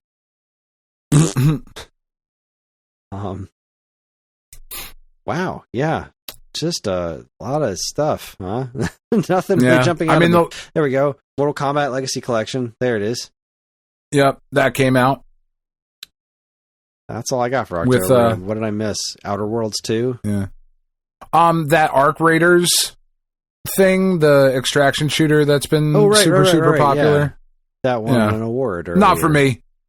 Yeah. But, yeah. I did think that was kind of weird. Like, that game came out in October and then immediately won an award at the Game Awards. Like, that was not usually how that works, but whatever. You know. Sonic Rumble was a Sonic game for mobile. Dave the Diver Switch 2 edition. Dinkum. Do love Dinkum. Who doesn't? I mean, Hyrule Warriors Age of Imprisonment. You still haven't gotten that, right? No. I just don't care. Yeah. I should, but I'm not. I'm just the Warrior. I appreciate the Warriors games. I appreciate what they're trying to do, but it's a Warriors game about a piece of Zelda lore that I'm just not all that interested in. So yeah, I can't really see myself dropping the obscene amounts of money to get there when there are other things to play. Marvel's Deadpool VR. That kind of came and went. Yeah, fuck Squirrel with a gun. Prefer Squirrel with a sword. Tomb Raider Definitive Edition hit the Switch and Switch 2. Oh, Kirby Air Riders. I'll have a little bit more to talk about on that later. Kill It With Fire 2. I didn't realize I made a sequel to Kill It With Fire. That's hilarious. I want to try that game. It's probably not good. It can't be good. But I love the premise of it. It's just kill spiders with flamethrowers and stuff. Yeah, I mean, it's funny. It's a really good premise. It is. I wonder a really, really good premise. Fun. Yeah. Then I guess, unless I missed anything that's like super important. December, Marvel Cosmic Invasion is great. Man, do I want to be playing that with everybody. Yeah, me too. Angry. We should really try to arrange that. I'd have to wait till March. Oh, right, because I'm the digital one. Yeah. I'm not double dipping on it. I'm not going it's not going to be. I don't blame you. It's not. Yeah, it's not going to be a game. In March. It'll be just as fun in March. Don't worry. Yeah, let's not. And I don't need it twice. I just don't need it twice. Metroid Prime 4 Beyond. I'll also talk about that a little bit more later. Flotsam hit Windows. Skate Story. Elder Scrolls 5, Skyrim Anniversary, just listening to all the rain outside that's not snow, that's making me very sad because I wanted to wake up tomorrow morning to snow, and we're just going to wake up to a bunch of cold, soggy madness. And ice. Just ice fucking everywhere. I don't have to go and go to a party tomorrow. I really don't want to go. Ugh. I want to go be social. Get sick. I have to go. No, you don't. Not if you're sick. I am sick right now off all those cookies. Yeah, I mean, keep eating cookies. Just spend the evening in the bathroom, please. That's fine. Keep eating cookies. You're not fucking going anywhere. That's it for the games of the year, as far as I can tell. It was a pretty solid year all around, I would say. I mean, I actually think it was a really, really good year. I think you and I are just not in the proper headspace to be doing this sort of recap right now. I'm just bored out of my mind. I want to talk. There's other things I really want to talk about. Like, I want to talk about the games that I played this year, and I want to talk about them a lot because I have had a lot of really fun times gaming this year, and I didn't even see the games some of the games that brought me the most joy on this list. I did not see Be Brave Barb, Dunkadillo, or Dadish 4 on that list, and those games brought me a lot of joy this year. But alas, that's what you get for. And this is an abbreviated friggin' Wikipedia list. It's really hard to do these kinds of things without spending hours and hours like recapping everything and making these notes together. And I just didn't have the time. We'll do better next December. Yeah, I mean, look, real quick. In January, I was playing Undertale. In March, Be Brave Barb came out, which was March was such a good month for me because it was Be Brave Barb and Breakout Beyond. In April, that game Skies Above came out, which I had a ton of fun with. It's that game where you're riding this weird sky whale thing.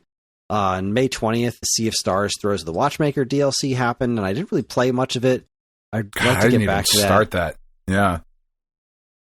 I started it, and I was like, I'm out of tune with this game. I need to replay the whole damn thing. So I'm just going to hold that off until I go to replay it. Dunkadillo was in September with September. Adventure of Samsara, which I really wanted to play. Silksong, Dunkadillo, Bubsy, and Ninja Gaiden Ragebound. What a fucking month. Yeah, it's a pretty good month. I really wanted to get Ball Pit. I played a ton of Mortal Kombat Legacy Collection. Oh, in November, the Atari 50 Legendary Namco DLC was such a joy. Good stuff. Yeah. That was easier. We could have finished this whole thing in 5 minutes with my original plan. Whatever. Yeah. All right, we're going to take ourselves a break. That's it. Go home, everybody. We're going to take ourselves a quick break. When we come back, we are going to talk about what's been going on in week old news, I think. Maybe? Yeah. I mean, I have stories put aside. I just didn't make a list. As do I. I can't remember if I did anything. I know I did some sort of prep because I was... I'm technically on vacation right now. This is the most work I'm going to be doing for a little while. So, anyway, we'll find out. You're listening to the Stone Age Gamer podcast from BK.com. Stick around.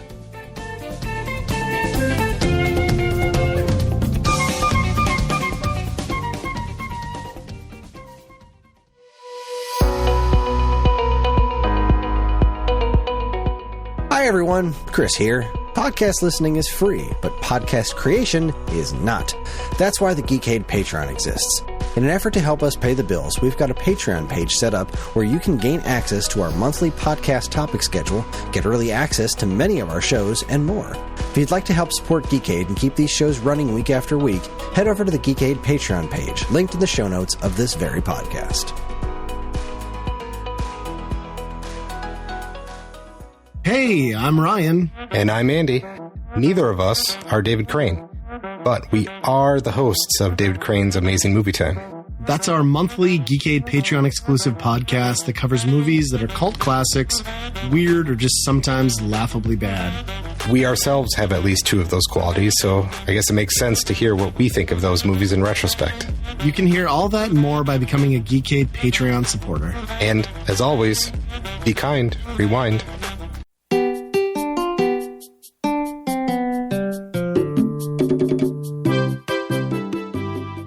right, everybody, we're back, and it's time for my stomach to hurt because I ate too many cookies. It's still not doing great.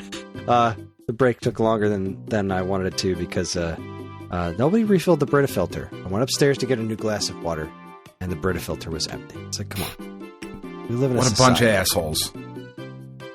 That said, it is time for my favorite segment, your favorite segment, everyone's favorite segment. Strap yourself in for Week Old News. Welcome to Week Old News, where we talk about I am so tired, I can't see straight, and I don't know why. I think it's all of the sugar. I have been eating just garbage for days. And not sleeping great? Can't imagine why. Might be all the garbage I've been eating. Till 11 today. Jesus. Karen slept till 10. Yeah. I was able to get back to sleep. I had a mighty need to use the restroom at 4 o'clock in the morning. Then I got back to bed and was able to sleep till 7, which was huge for me. But I was up a little bit late. That's pretty big. Watched the first episode of Stranger Things, which was great. I really want to know what happens next, but I'm talking to you instead. Prick. Yeah. Anyway. Christmas Eve, we went to bed. By the time we got done everything, because we were so far behind from all the shit with Twyla, we didn't do any wrapping during the week, like nothing. So Tiff and I got to bed at 3:30. So technically Christmas morning, right? But Christmas Eve into Christmas morning, we went to bed at 3:30. And Penn was fucking like head on her hands, like on the side of my bed at 7, fucking vibrating. Like, can we go? Did Santa show up? It's like, yeah, he came. It's 7. Do we have? Just get up. It's like, all right. So I did all of Christmas Day yesterday on like 3 hours of sleep. So I fucking slept till 11. Yeah. I slept. Anyway, it's time for my favorite segment, your favorite segment, everyone's favorite segment. Strap yourselves in for Week Old News. I'm trying it again. Welcome to Week Old News, where we discuss all the news that was new a week ago. Kicking things off, Dan, you've got 4, I've got 3. It was a light week for news because it was freaking Christmas and nobody's doing anything. Yeah. So why don't you start us off? All right. So this I thought was just kind of an interesting thing. What fucking website was this? Our friends over at Video Game Esoterica, which is actually a really good YouTube channel. They put up a video where they reported on 12 brand new Sonic the Hedgehog prototypes that have been dumped online, including the Shadow the Hedgehog E3 demo. So if you're into this sort of thing, just a bunch of different prototypes and collections. A game called Sonic Riders, another game from May 1996 called Sonic Schoolhouse, which looks about as horrendous as you could possibly imagine.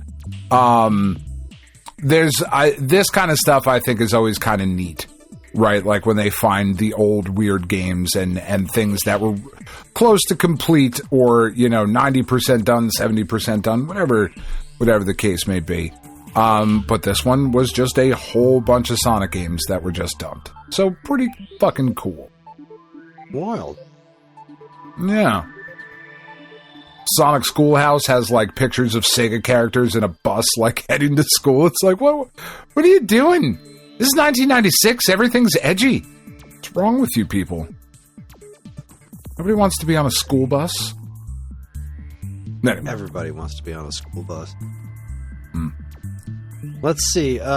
My first story comes to us from Time Extension. Long lost Genesis sequel to Pit Fighter is found, thanks to the Video Game History Foundation. We've mentioned this a couple of times recently about how there was this huge, I guess, like ROM dump or whatever, that there's a bunch of mystery ROMs that were unearthed and preserved by the Video Game History Foundation. Excuse me, on December 17th, 2025. And Pit Fighter 2 is one of them. This is crazy to me. It was a Genesis sequel to Pit Fighter 2. It looks like it was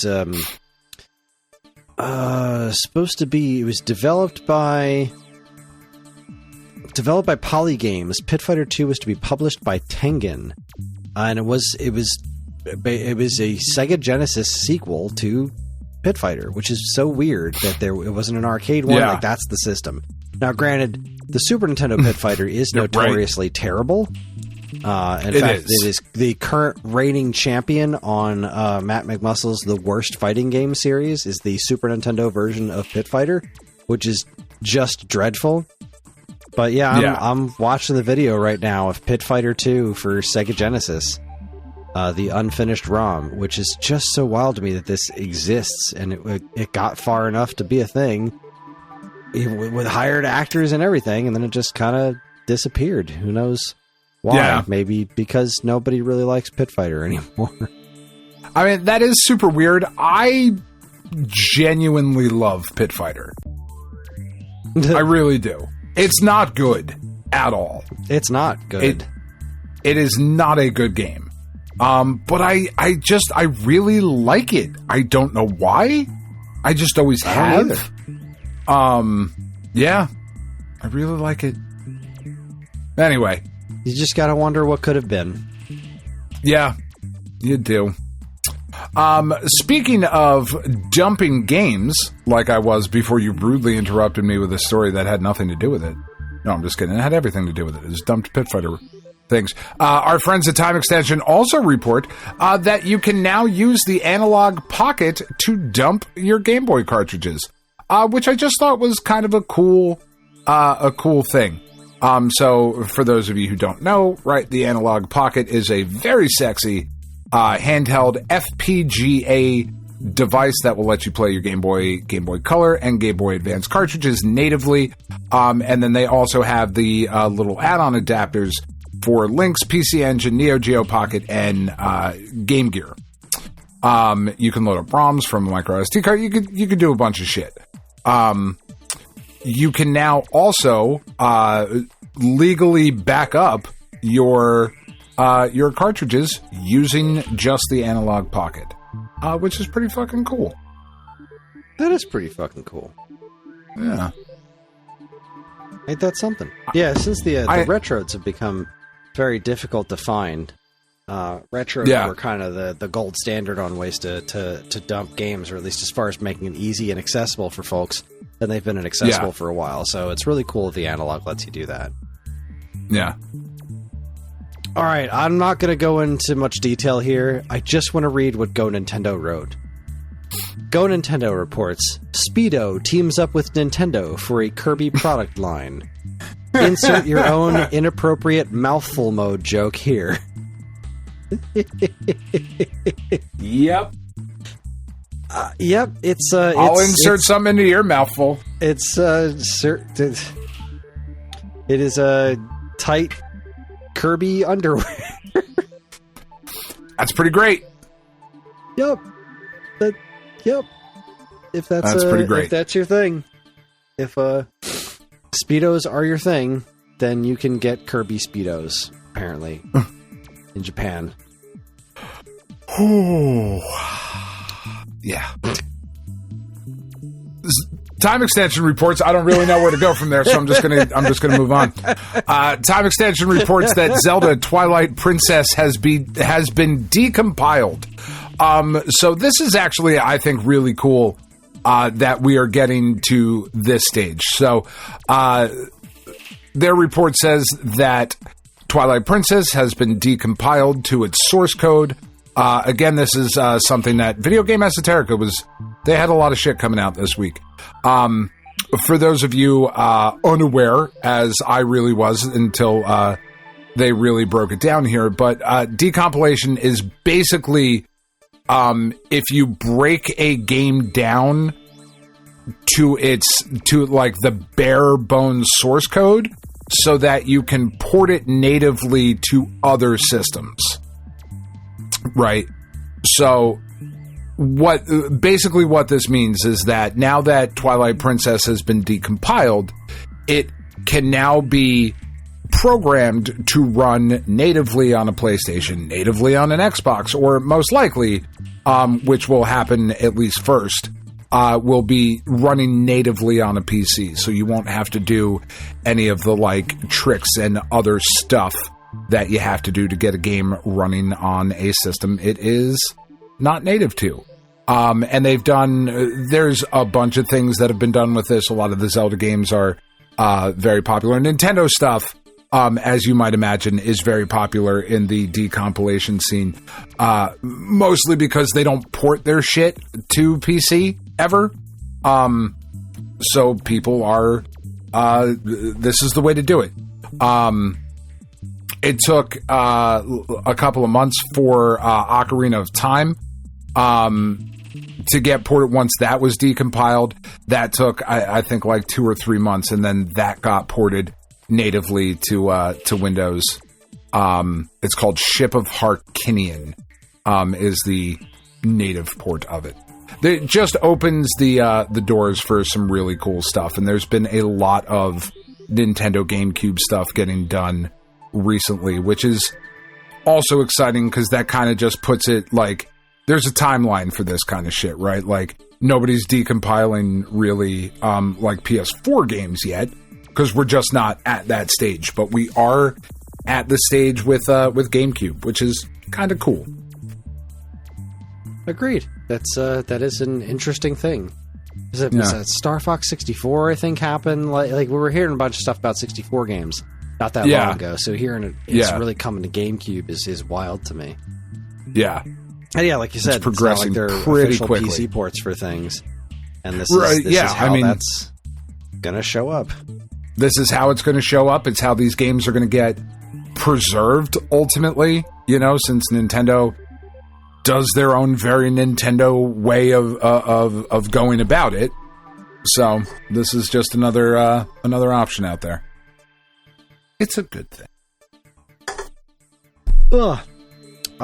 Speaking of Zelda, this is wild. Polygon reports Zelda speedrunner completes marathon 100% run that took 4 straight days. So this Christ. is a streamer named Nuki. She had previously done this in 2023, but Tears of the Kingdom wasn't released yet. So on December 22nd, she played live on stream, straight, 100% complete, Ocarina of Time, Majora's Mask, Wind Waker, Twilight Princess, Skyward Sword, Breath of the Wild, and Tears of the Kingdom. That's pretty awesome. Like, it's kind of nuts, but it's pretty awesome. Polygon, the article says, Nuki's achievement is particularly spectacular when you consider not just the no-sleep part, she played for almost 4 days straight, but the great variety in gameplay. After all, no two Zelda games are the same, and an oldie like Majora's Mask requires a vastly different playstyle compared to the Nintendo Switch originals. Yeah.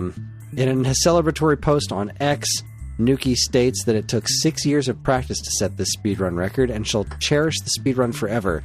As she rightly puts it, quote, "No one can stop me. I am on top of the world. I am that bitch. Fuck yeah." Wow. Maybe you should get some sleep, Nuki. That's all I'm saying. I hope you rested well, because that's a hell of a feat. I can't do it. I played all the Punch-Out games on stream once, but that's a way shorter experience than all the Zelda. Yeah, there's 3? So I did, yeah, right, because at that point I couldn't really do the arcade ones, because this was years ago. So I did Tyson's, Super, and then Wii, yeah. Yeah. Go me. Go you. Finally, Kris, our friends over at Polygon were listening to us earlier, and they sent me, it was nice, they sent the link right to me. I didn't even have to search for it. But after Game of the Year award and the subsequent pull from the Indie Game Awards, Claire Obscure devs draw a line in the sand over AI. Everything will be made by humans by us. Yes, the Indie Game Awards pulled the Game of the Year award from Claire Obscure Expedition 33 because they used generative AI during development. They were then asked about it, naturally, in an interview, And they came out and said that we absolutely will never do that again. And, it'll be all humans from now. So, look, it makes everything worse. He says that the studio experimented with AI specifically to cover up textures that the studio had missed. But they took most of the stuff out. However, even after the interview and clarification and discussions with Sandfall Interactive, the studio behind Clair Obscur, the Indie Game Awards still decided to take the award away, and they gave it to Blueprints. So, yeah. Yep. They said it came down to a consequence of dishonesty. And I quite like that. I think that is the proper way to handle. If you're going to be a dick about it, we're going to take your shit away because you're being a dick. That's the lesson here, kids. Don't be a dick. Don't be a dick. It's not that 2 fucking rules like that clip from Peacemaker. It's a lot of rules, man. It's 2 fucking rules. Don't be an asshole. It's such a good show. Anyway, that's it. Yeah, short week. Yeah, that was it. Short week old news because it was the week of Christmas. But I've got a lot to talk about in the checkpoint. So yeah, let's get to another quick break. And when we come back, it'll be time for the checkpoint where we talk about all what we've been up to. You're listening to the Stone Age Gamer Podcast, geekade.com. Stick around.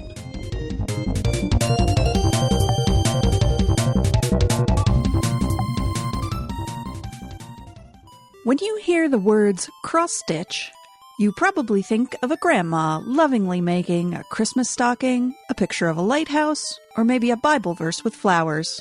But that's not what we do at Shoot the Moon Stitches. We take the old-fashioned art of cross-stitch and pair it with contemporary themes and imagery to create striking works of art that make the perfect gift for anyone who grew up with the internet and has a wicked sense of humor and an appreciation for pop culture.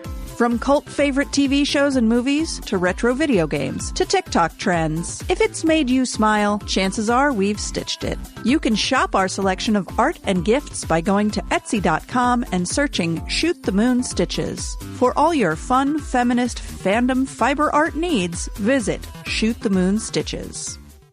Do you miss the days when you'd get a fresh issue of Nintendo Power in the mail every month? It was stacked with reviews, previews, and all manner of cool new stuff about the world of Nintendo, and it even came with a free poster. Well, you don't have to miss those days anymore because Nintendo Force is here. Functioning as a spiritual successor to Nintendo's classic magazine, Nintendo Force is staffed with top-notch writing talent, and me for some reason, to deliver fresh new reviews, previews, and more right to your door every other month. And yes, posters are still included, except ours are double-sided. So if you want the thrill of learning all about the world of Nintendo in physical format, head on over to NintendoForceMagazine.com and learn all about it. Nintendo Force Magazine, the force of Nintendo fans.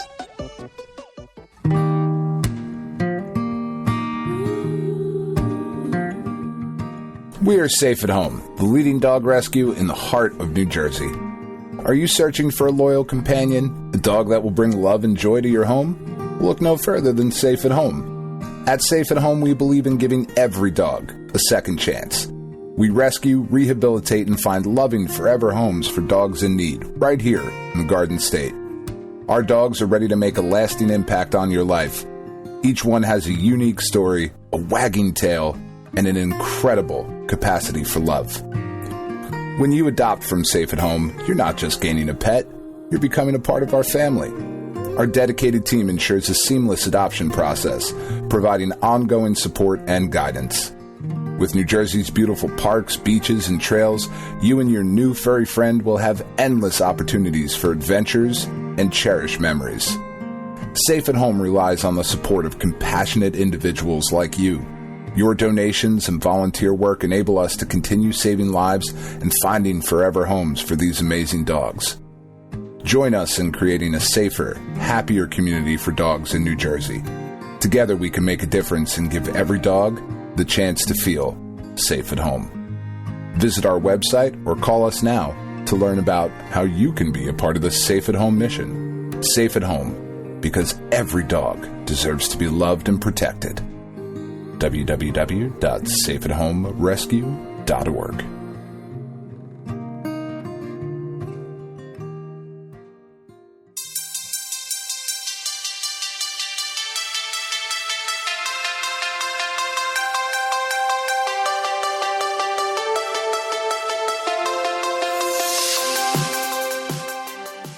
Okay, we're back. Because I said so. Wow, that was just right in there. Yeah. Yeah. Running start. You know how it is. I know you. It's time for the checkpoint. Checkpoint! This is the checkpoint. This is where Dan and I talk about what we've been playing. What we've No, been it's doing. just me. This is where I talk. Just Dan. Yeah. No, I'll just sleep. I'll just gonna grab a quick nap while you're chatting. No, I have a lot of games to cover this week. But do you want to go first? You want me to go first? Nah, I mean, we'll just talk it through. You start it off, and then we'll kind of see where we end up. All right. Well, I mean, let's talk a little bit about Christmas. Obviously, so the big things for us this year were I got some eShop credit, flyers, tickets, and the book Red Shirts, which I'm really excited to read. It was recommended by Red Shirts is so good. In the chat, as it were. So I'm really excited. I started it last night. Actually, I got like 2 pages in before I fell asleep because I was exhausted. But it's off to a pretty good start, so I'm excited. The big things were Ellie's iPad and John's computer. So Mr. Matt Much was very nice to gift me a computer to give to John for Christmas. And after literal years, I think it's been at least 3 years, John finally has been playing Cat Goes Fishing. I can't believe he was still excited about this game after all these years, but he has it, and it's actually pretty fun. I just, I've seen him watch videos of it, like, because there's people who play this, and he's just watched people playing this on YouTube for ages. And I was like, I don't understand this at all. Like, I don't get why this is a thing. And then, like, it's a simple 1-button game, and it's just fun. It's like an Atari game, kind of. It's just like a really super simplified take on fishing, and you just go. It's pretty good. But yeah, so setting up John's computer was pretty fun. We got it plugged in. Clearing off his desk took a long time because his desk was just covered in nonsense. Yeah, but we got it set up. We hooked up the monitor. John even knew to plug it in. Did he? Which was shocking. Who the fuck told him? Because it's apparently a fucking secret. Apparently, you're not allowed to fucking tell anybody. God damn it. So we got that plugged in and working. We signed him up for his own Steam account. Okay. I know you had offered stuff, Mike had offered stuff, and I was like, I really just want to keep this. I want him to be responsible for his own Steam account. He had like $40 in Steam credit, which is way more than he's going to need. Yeah. But we got the I'll tell him to buy ball pit. I love it. Maybe. I am definitely going to use his computer to play AM2R again, because I haven't in forever, and now I have a computer that I can do that on well, because the 8-bit do Ultimate Bluetooth connected to it nice and easy, and he got to play Cat Goes Fishing, which is something he's wanted to do for ages, but also he now can play Geometry Dash with a controller. Nice. And that was such a relief. Like, because I got to play it a little bit too, because I think Geometry Dash is great. And I just blew through what's that first one? Stereo Madness, just on the first try. Because playing it with a controller just feels right to me. It does. So that worked out great. That worked out great for him. He's loving it. But what happened was the first, on Christmas, he was playing it for like a couple hours, Geometry Dash and Cat Goes Fishing. And then at the end of the day, he turned off the computer. like shut the whole thing down, which I thought was odd because like he never shuts down anything. Like he doesn't shut down his laptop. Why did he think to shut down the computer? But it's like, you can just leave this on. It'll go to sleep mode, and then you can just come right back in whenever you want. So we turned it back on, and nothing worked. Oh no! It was quite distressing. Like we were able to turn it on and get to the the startup screen, and then we could press it and enter his password and open up his account. But if you tried to do anything program related, nothing would launch, including Control-Alt-Delete to look at like System Manager. Yeah. Anything that was program just wouldn't work. So I was on basically tech support with Matt Much for a couple hours today as we troubleshot it and tried to figure it out. We never did actually diagnose the problem. We don't know what happened. We ruled out a handful of things. But what we did eventually do is we backed out, and then we loaded up my account on there because we put me in as an admin. Right. My account worked fine. I could load up everything on my account with no problems at all, which was odd. So then basically what Matt did is he remoted into the computer, which I still think looks like magic. It's the craziest thing. It really fucking does. It's so wild. It's so weird. Like, I get it. It makes perfect sense, but like the fact that you can just share your desktop with somebody else and have them control it, surely makes tech support easier. So we just deleted John's entire account and made him a new one, and now it works fine. So something somewhere went catastrophically wrong. That's so we fucking rebooted weird. The computer and everything. Everything works just fine. And he was back at it today, playing Cactus Fishing for another couple of hours.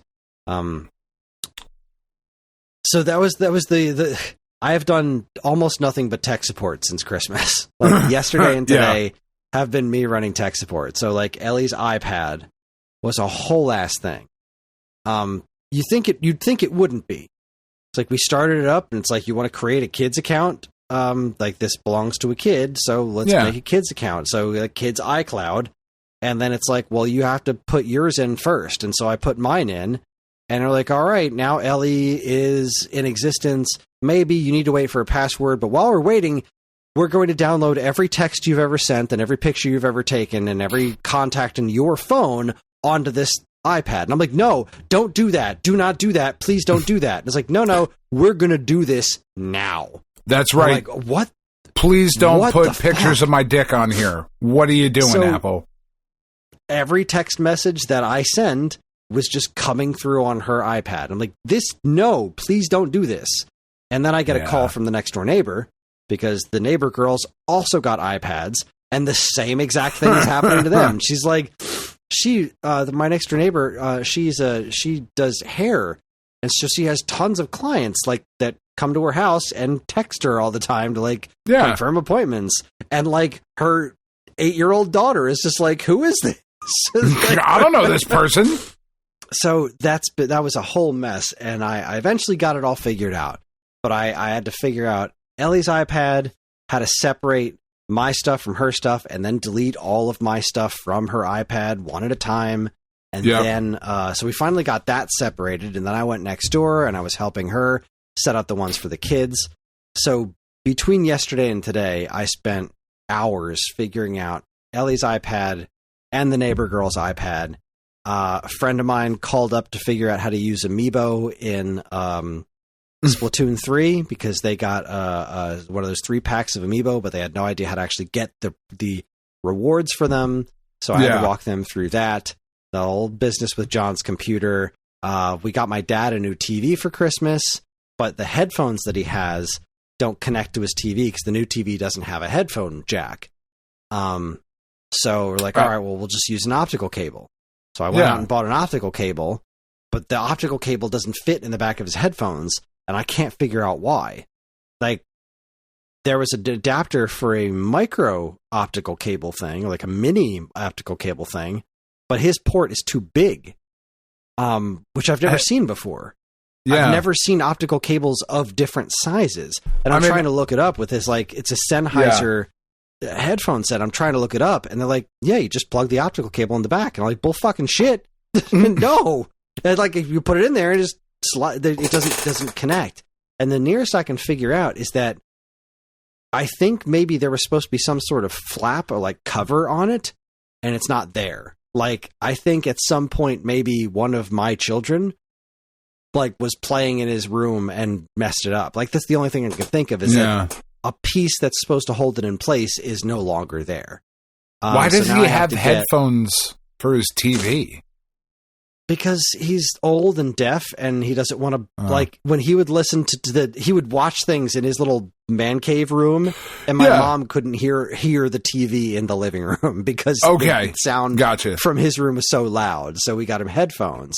And he's got this nice pair of wireless headphones, but they don't connect wirelessly to the TV. They connect to this receiver that has to be, like, connected to the TV. Right. So I'm just going to get a, like, the 3mm optical to 3mm adapter, which I know is going to, like, degrade the quality. But like I said, my dad's 150 years old and he's mostly deaf. So you can't fucking hear it anyway. Yeah, it's going to be more than fine sound quality for him. So we got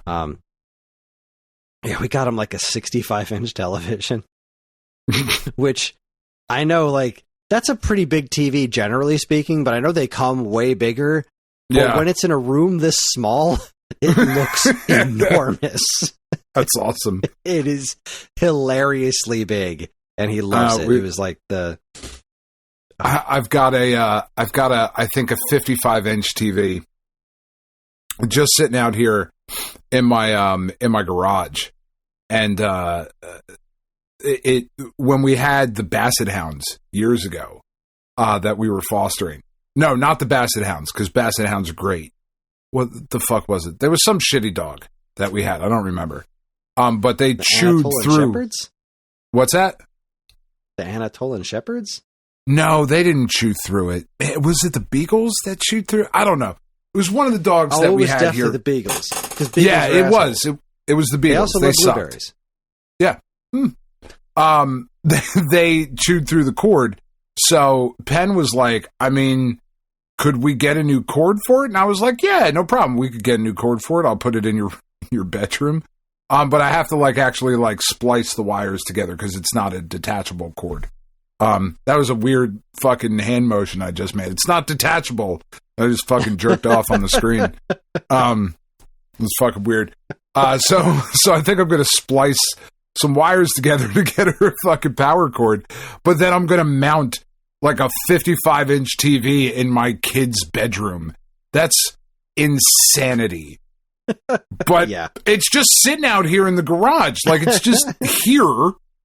There's no reason for it to just, I could just throw it out, or I could mount it in her room. So we're going to, because Roddy doesn't want a TV in his room. He's fucking weird about it. Because we got him one for last year and he was all pissed off. So, anyway. Weird. Yeah, anyway. It's very strange. I think the iPad was the big win as far as Christmas presents go, and I'll tell you why. So, Ellie has been obsessed with getting an iPad with an Apple Pencil for months now.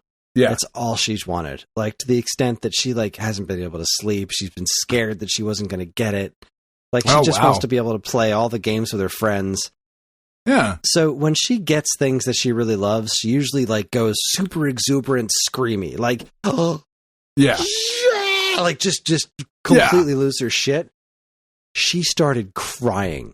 Oh. She started bawling her eyes out. Thank you so much. I have it on video. It's the most precious thing I've ever seen in my life. I was that was it, right? That was it for me. That was absolutely it. She just absolutely won Christmas. Now, of course, it took us forever to get it up and running. She filled it was only a 32 gig, but she filled it day one. Now, granted, a lot of that was my text messages because every text message, every picture in a text message, every GIF, every video, all downloaded in the thing for some dumb fucking reason. So I spent an hour deleting all that, which helped. But it's a 32 gig iPad, which I was she doesn't do that much. 32 gigs is plenty.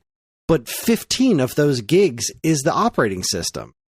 They really don't. Half of it, I would have gotten a 64 gig if I knew that was the case, but I didn't realize literally half of it is that. So she doesn't have a lot of room to play around with, which is pretty upsetting to me. And I don't know what I can do about it at this point because you can't expand memory on iPads.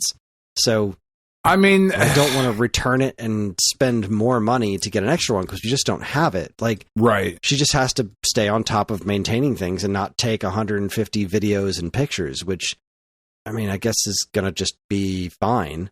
Yeah, I mean, she'll get used to it. Yeah, it's just obnoxious to me. It is really obnoxious. It's one of the things like that I'm looking at with the Mac Mini, right? Of like, the hard drive in this thing is fucking comically small. Right, it's comically but you can small. get an external for that. Like I have a Mac, but there are ways. Yeah. Yeah, that's I have what I'm saying. 2 terabyte that sits on the outside of this, and that's fine. But Apple is really stingy with their storage, and the price, with the iPads in particular. Like, why can't I just expand it with memory cards and stuff? Yeah, the price that they charge when you start going up in storage is really like, I love Apple products. I really, really do. Same. That is one of the things where I feel they really fucking milk every cent out of you. Yeah, I don't love it. Yeah. Nothing's perfect. No. Okay, so those were the things. That was Christmas. Lots of cookies. My mother-in-law was here. We ate lots of food. I made a breakfast casserole this morning, which was pretty fun. I've been eating well, but not well, if you know what I mean. Yeah. We've been eating lots good. of delicious garbage. But not well. Eating good, but not well. Yeah. And I do not feel well because of it. Last night, when we got back from my aunt's house, we went and did Christmas at her place, and it was super great, and we had a ton of fun, and my mother-in-law came with us for the first time, which was like really, really touching, and just kind of really awesome that Connie was a part of it. Because for so long it had been like there was a bit of a weird relationship like between me and Connie and between Tiff and Connie and the stuff with her sister and, you know, my brother-in-law, John, who is, I love the guy, but he's got fucking issues, man. Like he's got, you know, there's a lot of shit. There's a lot of baggage there. And the nice thing about the way we do holidays with the family that I have ended up with now, with, you know, my Aunt Sandy or my Aunt Sandy, however you want to fucking say it, my Aunt Leslie and my Uncle Harvey, who's sick, and I like that was the only real negative. Like, I don't know that Harvey will be making it to next Christmas. Like, I'm not entirely sure that he will be, but he's an old man. Like, he's in his 80s, you know, like it's not crazy to think like, oh, he might not be here for the next one, you know, like but this was like the first time that it really felt that way. Regardless of all of that, when we do holidays, like, it's just nice. Nobody's fighting. Nobody's angry at each other. Like, we just kind of hang out. We played this fucking, like, my Aunt Sandy came up with a little game that I'm sure she saw on TikTok or Facebook or wherever the fuck. You know, throwing ping pong balls in a muffin tin, and whatever number you land in, you get that prize. And they were like scratch offs and little like dumb shit that she picked up. But it was just really fucking nice. And my mother-in-law got to be there, and she and Tiff drove separately because we just couldn't get out of our own fucking way yesterday. You know, like, we're opening presents and doing the thing, and then we had to like cook to then take shit over to Sandy's house. And so Tiff and Connie came later, and Tiff said that when they were driving home, Connie just like, it got quiet in the car for a minute, and Connie was just like, really genuinely thank you for letting me be a part of this. And it was like, for letting you be a part of, like, what a weird fucking thing to say. Like, to me, that's super fucking weird to be like, but you're part of the family. I didn't let you be a part of it.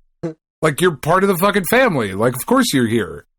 You know, but she was like, just thank you for letting me be a part of it. And it's why she made me this. So I posted it in the Discord.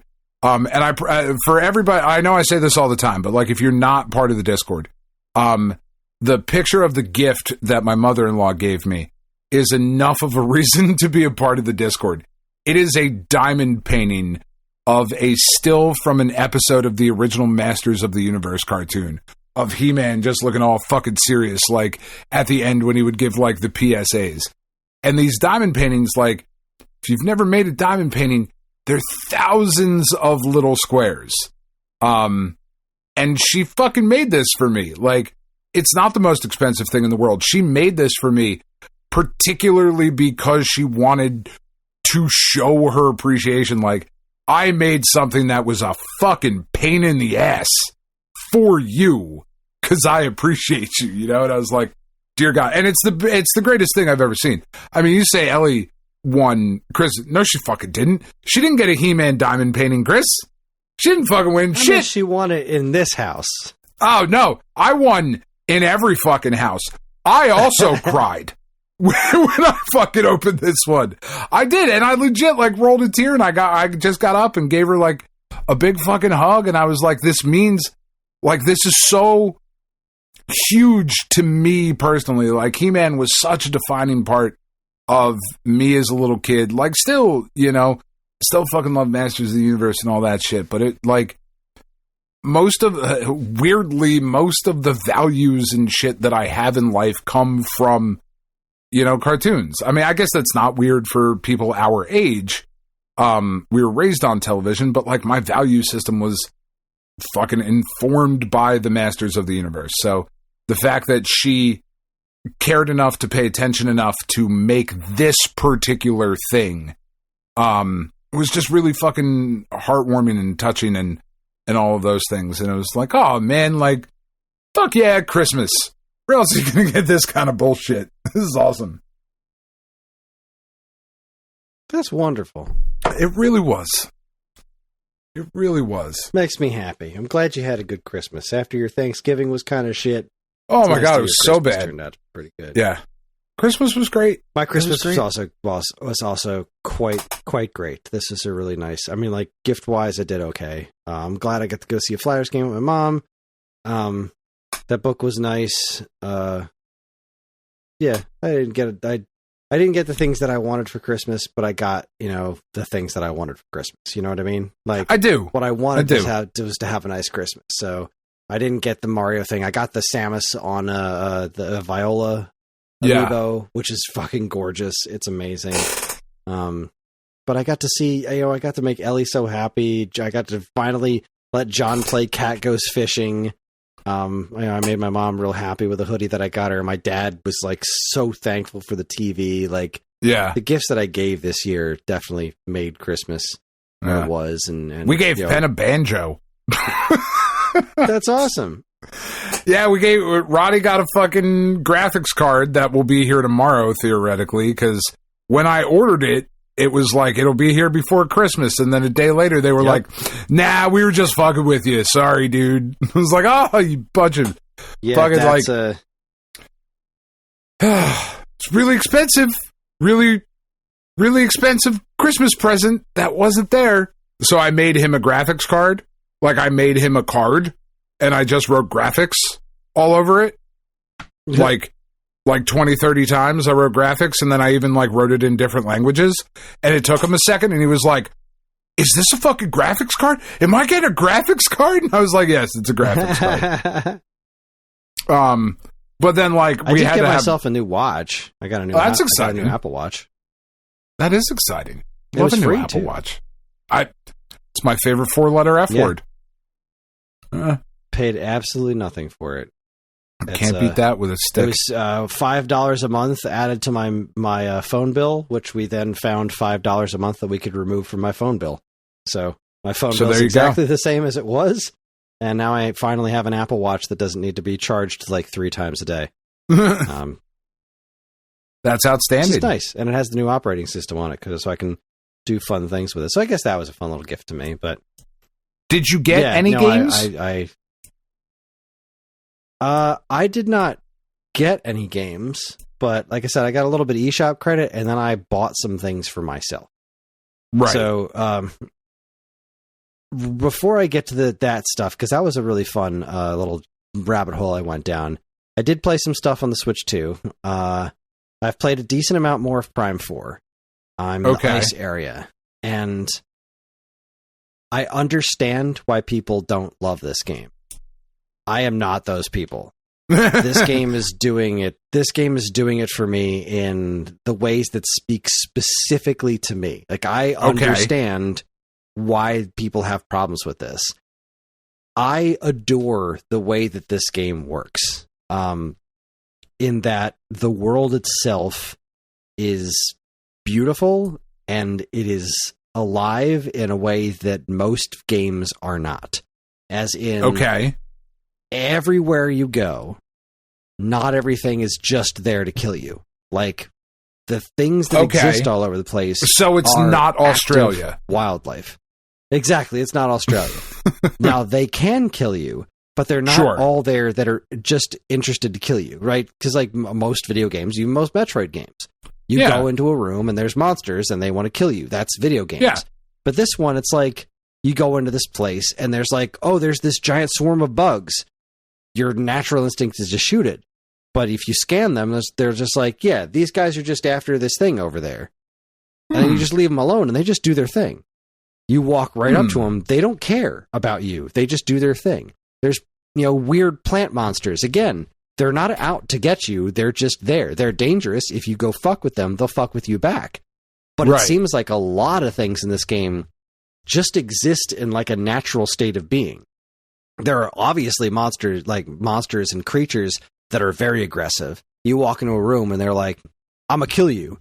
But like 50% of them are just things that exist in this very natural feeling environment. And the environments are so cool. The places you go, the things that I have done so far in this game have just blown me away. And I know that a lot of people don't like the hub world. There was actually a bunch of stories that came out today as to why the hub world exists the way that it did. And like the fact that the game's weird development system, like basically the thought process is that when Prime 4 was originally being developed, the thought was to make it open world similar to Zelda. And then that wasn't working out. And so like the hub world kind of became a hub world instead of a big open world. And and then it just kind of like, this has been going on long enough. We need to release this game. Let's just finish it the way that it is. Okay. Yeah. That seems to be the general, like, that's what you can extrapolate from the article without them having to say that just flat out. That seems to be what happened. And playing the game, you can really see that. It falls back on a lot of like, well, it's just more Metroid Prime. It didn't really take things forward. But it does make me think that this team, if this is indeed the start of a new trilogy of Prime games, this team is capable of amazing feats. And if they can just start from the ground up on Switch 2 and move forward and make the ambitious game that they want to with the support from Nintendo, I think there could be something really special in the future. But regardless of any of that, again, I do understand the complaints. The combat is just Metroid Prime combat. The story doesn't seem to have as much super cool stuff going on that you want it to, like the Metroids and Psylux. Apparently there's not a whole lot of payoff to that. But I can't say I care all that much because there have been so many times that I've been playing and I just stop. I just stop and start walking slowly and looking at the world of like how pretty it is and how amazing everything looks and how lived in everything feels, which is something that the Prime series does so well. Specifically, it does, Metroid Prime. Yeah. So I'm loving Prime 4. I'm just loving it. I really, really love it. I meant to talk about this last week. Oh, go ahead. I'm very excited to start it. I had to go. So when Tiff ordered it, she ordered it from Walmart. She was doing like a grocery order and was like, "Oh fuck, I forgot to get this." So she like threw it in there, and they sent me the Switch 1 version. And I was like, "Oh fuck!" Like, I could just do the upgrade thing, like, and it would work out to be the same price. And that would be fine, but it won't be the Switch 2. Like, I wanted the Switch 2 one just because, like, I want the Switch 2 one.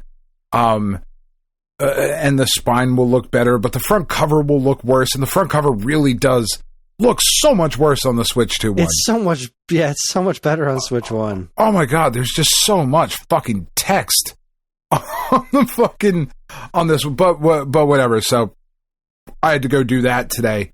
So I went and picked that up, and it's still upstairs wrapped, because we also got Roddy, Pokemon ZA, and that is what the Switch 2 has been doing all day. It's been Pokemon instead of fucking Metroid, and which is fine. Talk about like Prime 4 looks very good on Switch 1, yeah, but it looks amazing on Switch 2. Pokemon Legends ZA is the difference between the Switch 1 and Switch 2 are night and day. Is it? Pokemon Legends ZA, like, it runs like trash on Switch, but it runs perfectly fine on Switch 2. It's never a great looking game, but it looks like it works. Whereas the Switch 1 is like, yeah, I don't know, man. So that's definitely, you want to play that on Switch 2 for sure. Yeah, well, that's where it has been played. It's been there all day, which is fine. On the opposite side of the spectrum, you want to talk about a good-looking Switch 2 game. I meant to talk about this last week and forgot. I played through the demo for Final Fantasy VII Rebirth, and holy shit. Yeah. I still don't know that I want to actually buy it, because I really don't know how much fun I'm going to get out of the game overall. But the demo was pretty fun and unbelievable looking. It was one of those things where I'm playing it and Karen sat down and she was like, "Oh my God, is this the game?" She like thought it was a cinematic. I'm like, "No, this is the game. This is what this looks like." And I know that there have been plenty of folks online picking it apart and being like, "Oh, look at the PS5 version. Like, zoom into these pixels and look how much better the PS5 version is." Like, of course it fucking looks better on PS5. It better fucking look better. Yeah, but you know what? It doesn't look bad on at all if you don't put the other one next to it. It looks incredible on Switch 2. It is so good looking. Yeah. And I did start to get the hang of it a little bit. I ran into the same problem I had when I played it on PS4. Where I just got overwhelmed by how complicated everything was. But there's this mode that you can put it in now. It's just like, it's pretty easy. You're going to get the story. You don't have to worry about all these things, because like the difficulty to me in the game comes from the fact that I just can't fucking figure it out. It's not like it's like this is a hard thing. It's just, I don't remember what all these buttons do, and switching between the characters. There's so many buttons. You shoot up there, and then you tap this and hold this button and move like quarter circle X, Y, M, B, L, A plus alpha, and that'll make Barrett do a somersault into a Phoenix Down hybrid nature Hadouken or something. None of it makes it's so freaking complex. Yeah. And like they're giving you the tutorials as I'm playing. I'm like, I just can't wrap my head around this. I just want to push buttons. I just want to play Final Fantasy VII. I just want to play the game. That's what I want. That's all I want. I want to play Final Fantasy VII as it is on PlayStation that looks like this. But apparently that's not good enough. No, we need to reinvent the whole fucking wheel and make it active and, you know, hack and slashy. And like, I don't want that. I just want to play turn-based Final Fantasy VII that looks like this. Why can't I do that? Whatever. Because we said no. I hate that. I just hate it. I'm so angry about it. But it was a really, I could not believe how good it looked. It was just blew my mind how beautiful it was. Similarly speaking of beautiful games, and I knew this from the demo, but again, Kirby Air Riders is jaw-droppingly gorgeous.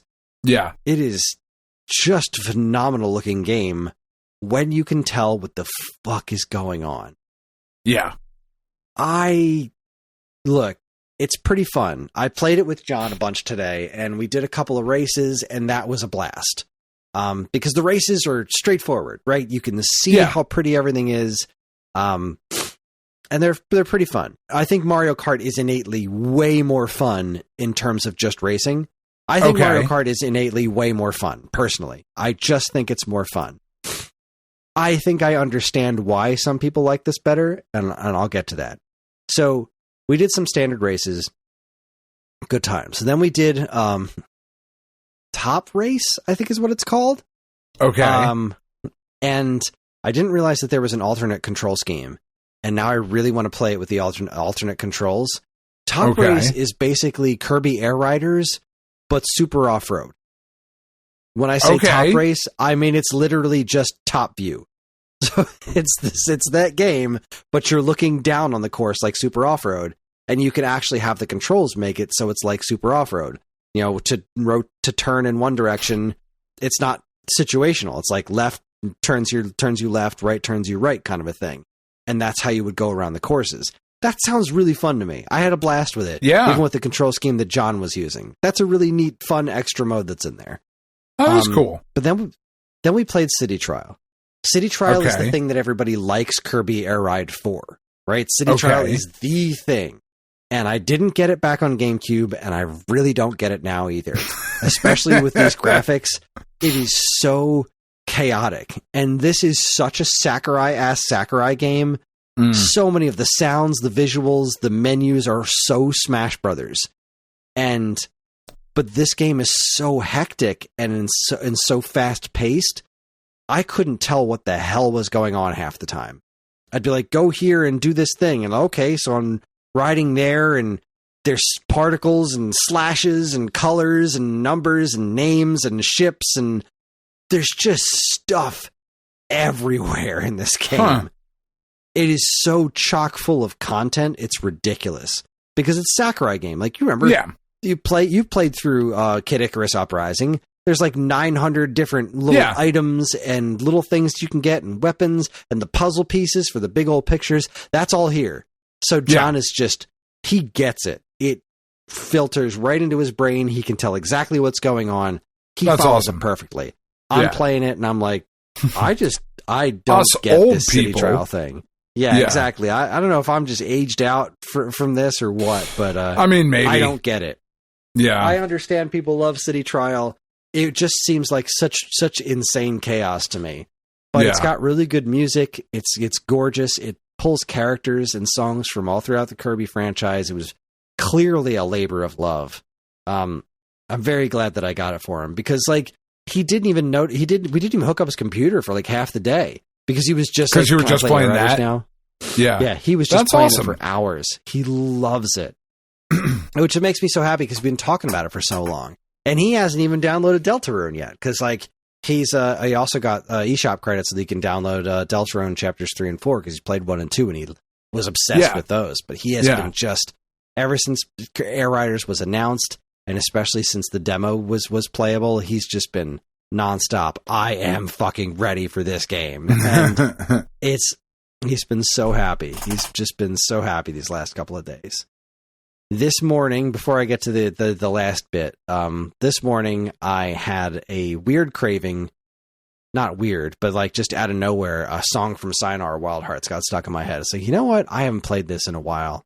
So I booted up Sayonara Wild Hearts and played like the first 3 levels up to the first, I want to say, boss stage, as you would call it, Begin Again, which is one of the most amazing gaming experiences I've ever had in my life, is Begin Again in Sayonara Wild Hearts.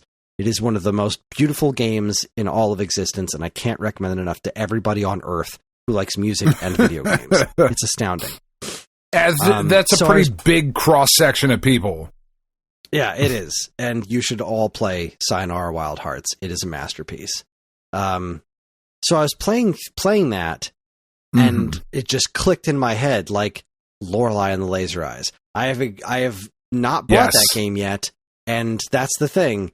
That studio that made Sayonara Wild Hearts, one of the best games I've ever played, they should be like Thomas K. Young to me, or they should be. Yeah. Any game that they make, I need to try. And for some reason, Lorelei and Laser Eyes just looked like, this looks neat, but I don't know if it's for me. But I said the same thing about Sayonara Wild Hearts for like a year. Yeah. So I grabbed the eShop credit that I got, and I went to the eShop, and I just bought Lorelei and the Laser Eyes. I haven't touched it yet, but I bought it. So I have it. I am ready to play it. I'm going to give it a go. I heard so many good things about it. It was on sale, so fuck it. I bought it. There it is. Well, yeah, and Rumblemans loves that game. Yeah, right, and very highly recommended from him. Yeah, so that's we like that's that guy. Decent. Yeah, that's a pretty ringing endorsement for me. So it is. I am definitely going to be giving that a shot. Now, while I was there in the eShop, I don't know who was playing it because, like, I don't. It was just someone's icon. But you go to the eShop now and switch to, and it's like these are games your friends have been playing. And I saw something called Patrick's Paradox. Okay. Like, okay, this looks cute. What is this? So I clicked on it, and I start looking at it, and it's like, okay, it's Sokoban. It's just box pushing. Right. Why is this interesting? And the video goes on for like 30 seconds. Then I was like, what the fuck? Why do I actually want this? So you're pushing these blocks, but then he pushed a block that was the stage. So when he pushed a block against the wall, he went into the smaller block that was the stage, pushed a block out of that block, and then pushed himself back out of the block into the other stage to push the blocks where they go and finish the stage. And I was like, holy shit, this game is weird. So I just played through like half the demo before we got on the show tonight. And it is wild. Like it starts off as just simple block pushing, but then you get to these things where like you go inside one and then it gets smaller and then smaller and smaller, and you can take things from one and move it into the next area that's connected to the previous area because it's like a paradox, but it's called Patrick's Parabox, and not Paradox, Patrick's Parabox. It's very cute. And where I left off was where, kind of like I was explaining about what I saw in the trailer, I still haven't wrapped my head around what to do about it. Because like before it was like you could just go into the block and it was its own little stage there, so you could do things and keep going in smaller and smaller or whatever. But this one, the place that you could go in was the stage that you were in. So you actually see all of your movements. You can see in this little tiny block, you moving around inside of the block. It's like, what am I supposed to do with this? Because you can push that around and then access different areas with it. It was blowing my mind. That's super fucking cool. I need to come back to it. Yes, it's called Patrick's Parabox. It looks very interesting. And I played through a chunk of the demo, and that was that. Huh. But something that brought me joy over this past week when I was feeling really down was I came downstairs and I booted up my VCS for the first time a little bit because I was told that there was a massive sale on the VCS store.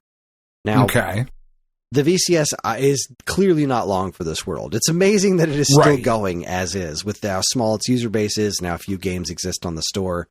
But there were a handful of games that I still really wanted to get for it, and most of them were on sale for pretty ridiculous prices.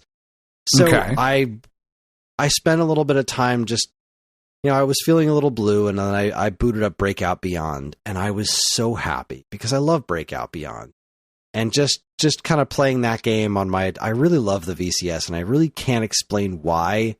There's something about it just being an Atari platform, playing these Atari it just speaks to you. It makes me happy. It just speaks to me.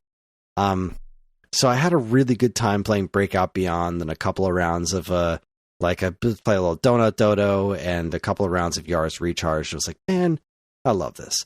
And then I came back down when there was that sale, and I went to the store and I bought a bunch of stuff. So one thing that I bought, which I'm really looking forward to playing more for, as I looked up like what are the best VCS games, and this one kept coming up. Like, look, it's got a terrible title, but the game is incredibly good. It's called Super 3D Maze 16, and I didn't get very far into it yet because I didn't put a ton of time in any of the games that I bought yet, but I plan to put more of it.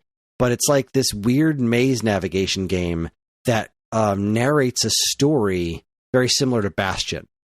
So like you're playing, and then there's a narrator telling this story of like he woke up in this weird looking place that he didn't have any memories, so he started trying to find his way through. Like that, there's this cool voice telling this story as you're playing the maze game, which is in itself pretty fun. Like the movement feels good, and the mazes are interesting, and the different little like portals and stuff you can jump in and out of. It doesn't seem overly complicated, but it seems very well made.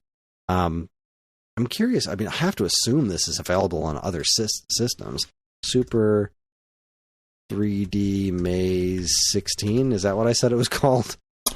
Something like that. I've already forgotten because it's a terrible name. Because it's a terrible name. Yeah, Super 3D Maze 16. It is a terrible. All right, so it's available on Steam, VCS. That's all I'm seeing is Steam and VCS. Okay. But yeah, it's really cool. I am very, very, very much looking forward to playing more of it. Because what I played was awesome. The next one I downloaded was something that I had been interested for a minute, but I was like kind of on the fence about because it was it struck me as a product tie-in. It's called Roasty Buds, and Atari was selling like Atari branded coffee like alongside Roasty Buds, and I was like, oh, this is probably just a product tie-in. But it went the other way around. And when I found out that it went the other, no, they made this game Roasty Buds, and then Atari was like, we should make coffee to promote this. And that's what they did. So it went the other way around. And I heard the game was actually quite good. So I figured I'd give it a roll. So it's like a kind of one of those super like Meat Boy style platformers, you know? Yeah. You're a coffee bean and you have to keep like doing love that in these like I'm already in. Yeah, it's not like single screen per se, but all these other coffee beans are like your friend coffee beans are trapped in these various crates throughout the stages, and you run and jump and stuff to get these crates, and your roasty friends come out and follow you around, kind of like lemmings, but they're in the background, so you don't have to worry about them getting killed by traps. You still only have to worry about you getting killed by traps, and the point is every time you die, you lose one of the ones that are following you. So you want to try to get to at the end of the stage without dying, and then when you get there, you throw all of your friends into the grinder and make coffee. Wow. It's kind of great. It had cute music. The visuals are real nice. It's got these funny little voices that go along with it. It's pretty fun. It reminded me a bit of another really good VCS game I got called Millie and Greg, which is also on other platforms. I have to assume this is on other platforms. Roasty Buds. All right, there's Roasty Buds Specialty Coffee, but where's the Roasty Buds game? What is it available on besides VCS? It's neat. I just love this VCS. I love that it exists. And I that's another one that I'm looking forward to putting more time in. That, and I'd like to go back and finish Millie and Greg. I did the first 3 worlds in that, I think. Yeah. It's very similar to Meat Boy. Not quite Celeste, but there's mechanics that are very similar to Celeste as far as like the way you jump and then kind of double jump in a different direction. Millie and Greg's it's a solid game. I talked about that like a year and a half ago, I think. A long time ago, yeah. Yeah, a long time ago. But it's one of those VCS games that brings me the smiles. Yeah, can't be mad at that, man. Roasty Buds on other platforms. Yeah, and again, it was like $2 or something. This sale was insane. Yeah. So those are the 2 that I actually played. But I also downloaded Combinera, which I have on Switch, but it was like $3, and it's an Atari game. It's like, yeah, I'd play more Combinera, and I'll do it down here. I downloaded Aka R, which is one of those Llamasoft wacky reinvention games. Yeah. Again, it was pretty cheap, and if I'm ever going to play it, I'm going to want to play it here. But the 2 that I'm most excited to play are Quamp 2 and Adventure of Samsara. Quamp 2 is on sale for, I think, like $5 or $6, and Samsara was down to like 10, which is 50% off. Yeah, that's pretty big. And I really wanted to play Adventure of Samsara. Like, even before the Silk Song was announced to be coming out, that game was like, oh, this takes place in the world of Adventure for 2600. It looks really weird and interesting. It got buried. Nobody talked about this game. Yeah. It came out the same day as Silk Song, and it just got completely buried. I've seen like maybe 1 or 2 reviews for it, and they were kind of mixed to begin with. They both said it was very interesting, and that's really what I'm after. It looks wild and interesting. And Quamp 2 looked amazing to me. Quamp is like if you turned Pong into some sort of adventure game. It looks really, really, really, really good. It's been on my Switch wish list for ages. I tried to get a review code for it back when it first came out, but never heard back. So I'm really, really looking forward to giving both of those a try. The only other games, so I made a list of like, well, what are all the games that I want to get on VCS? Because who knows if the VCS store will even exist next year? You know what I mean? Right. It is very, very possible it will not. Yeah. So the only things I'm missing, iRobot, I wouldn't mind having. I don't know if it's any good or how much I'd play it, but I wouldn't mind having it just for the sake of having. It's such an Atari game. Right. They remade Haunted House, which I don't know if is going to be my style. Very similar to what we're talking about with Hades. It's one of those kind of games, that kind of perspective, but it's a remake of Atari 2600 Haunted House, which I love. And there's also a port of Degeneration, which I doubt is any good, but I love Degeneration, so I want to get it on VCS. But it wasn't on sale. And the other two were on sale, but not as deeply discounted, where I could just like toss whatever money I have at it. So right, because like I think at this point, I don't think there's going to be too many more games released on VCS, but definitely not too many more absolute must-haves. I didn't really like Lunar Lander Beyond, so I'm not going to get that. I liked Yars Rising enough, but not enough to want to play through it ever again in my life, so I'm not going to pick that up on VCS. But yeah, I'd like to just be like, well, these are all the games that I have for it, and I'm good. I have Atari 50. I have the recharged games. They're really fun to go back to. I'll replay Atari Mania one of these days because that game was a blast.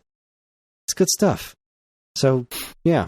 While on one hand, it does kind of feel odd to be putting more or less a cap on this thing. Right. And there are a bunch of like 7,800 homebrews that are supposed to be really good, but that's not really my scene.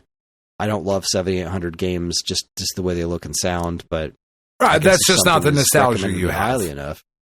Yeah, it's not. I'm a 2600 guy, and I really love the Atari's sort of modern takes on these classic games and the stuff that's been showing up on there. Like, I'm surprised Looney Landers isn't on other platforms yet, because that was really great. That's from the Donut Dodo people.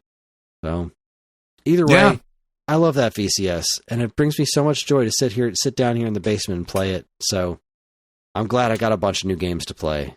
Adventure that's awesome. Like, and Comp 2. To play new games, new Atari games, and Atari ass games on an Atari system in the year of our Tallarico 2025, like that's like a huge fucking thing. That's crazy. Yeah, and it's fun. Love that.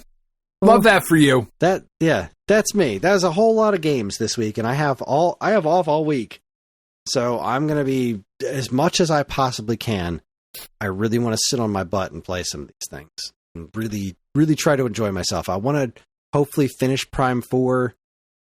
I'm really looking forward to our 2026 year in preview, because I don't know what I'm looking forward to this next year. Besides, oh god, there's so I can't much. Really think of anything. I'm sure there's so just fucking much jumping out at me. So there's so much. I mean, I'm excited. I know for me, like, just right off the rip, like, the thing I'm most excited for next year is fucking Wolverine. Because, oh boy, if they fucking nail that, that's going to be just, I can't imagine anything more fun, than just like, but that's a podcast for another podcast in a week. 2 weeks. 2 weeks. Sorry, what are we doing next week? Golden came in. That's right. 600. That's right. It's a big fucking deal, apparently, that somebody was like, hey, we should do a video podcast for. And then your wife will buy you a really expensive 4K camera.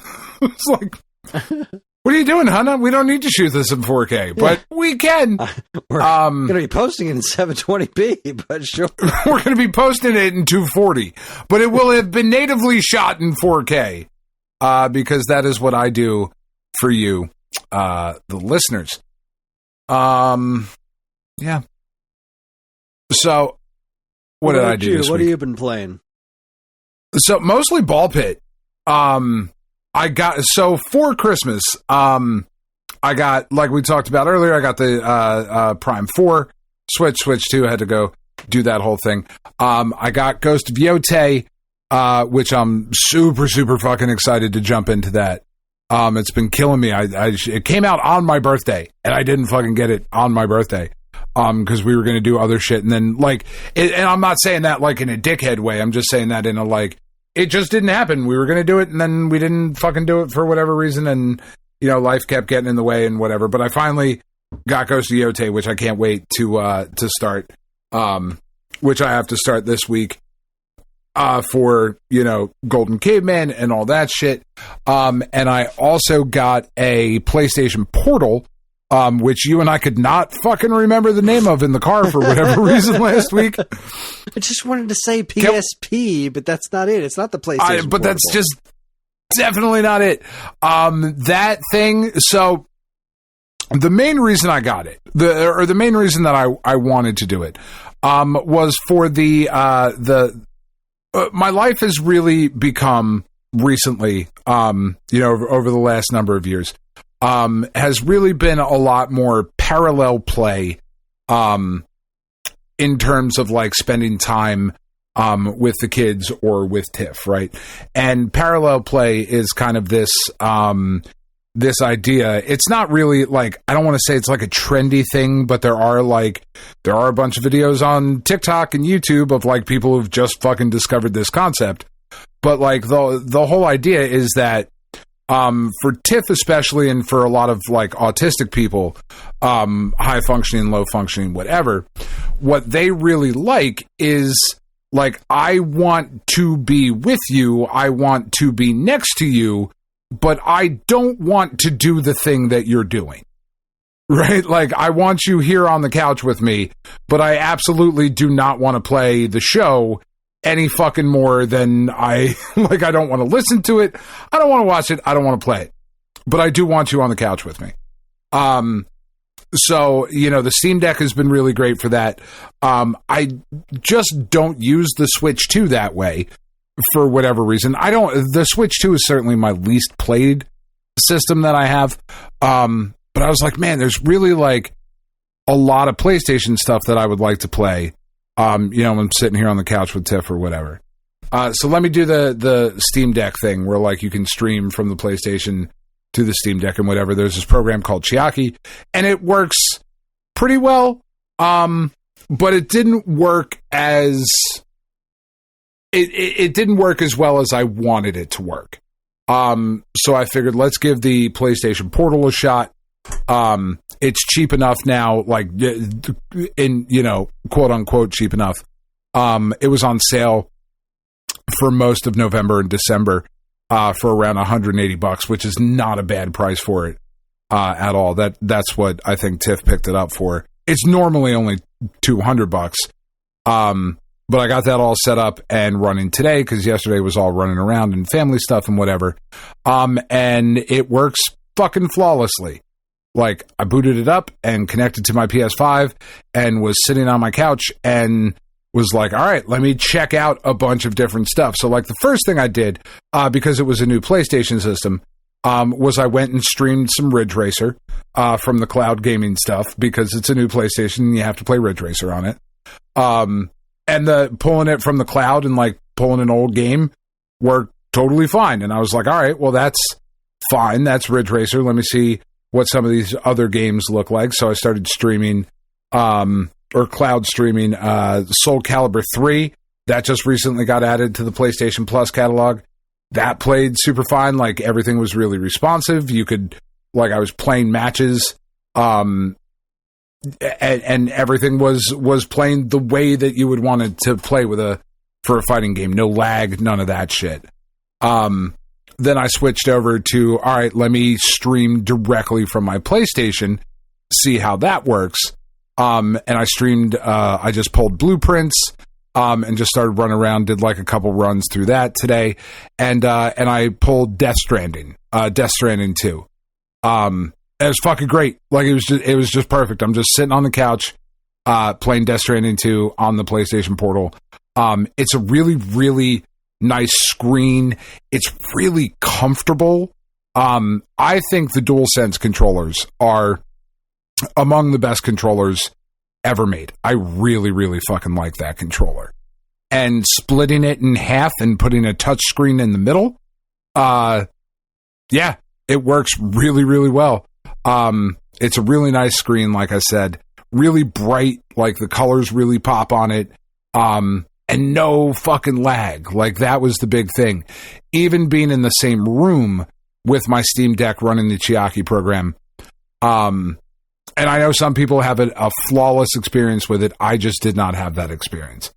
No lag. It was running perfectly. It was fucking awesome. I'm super excited to use this thing going forward. The only issue is that now I'm looking for like a little charging dock for it.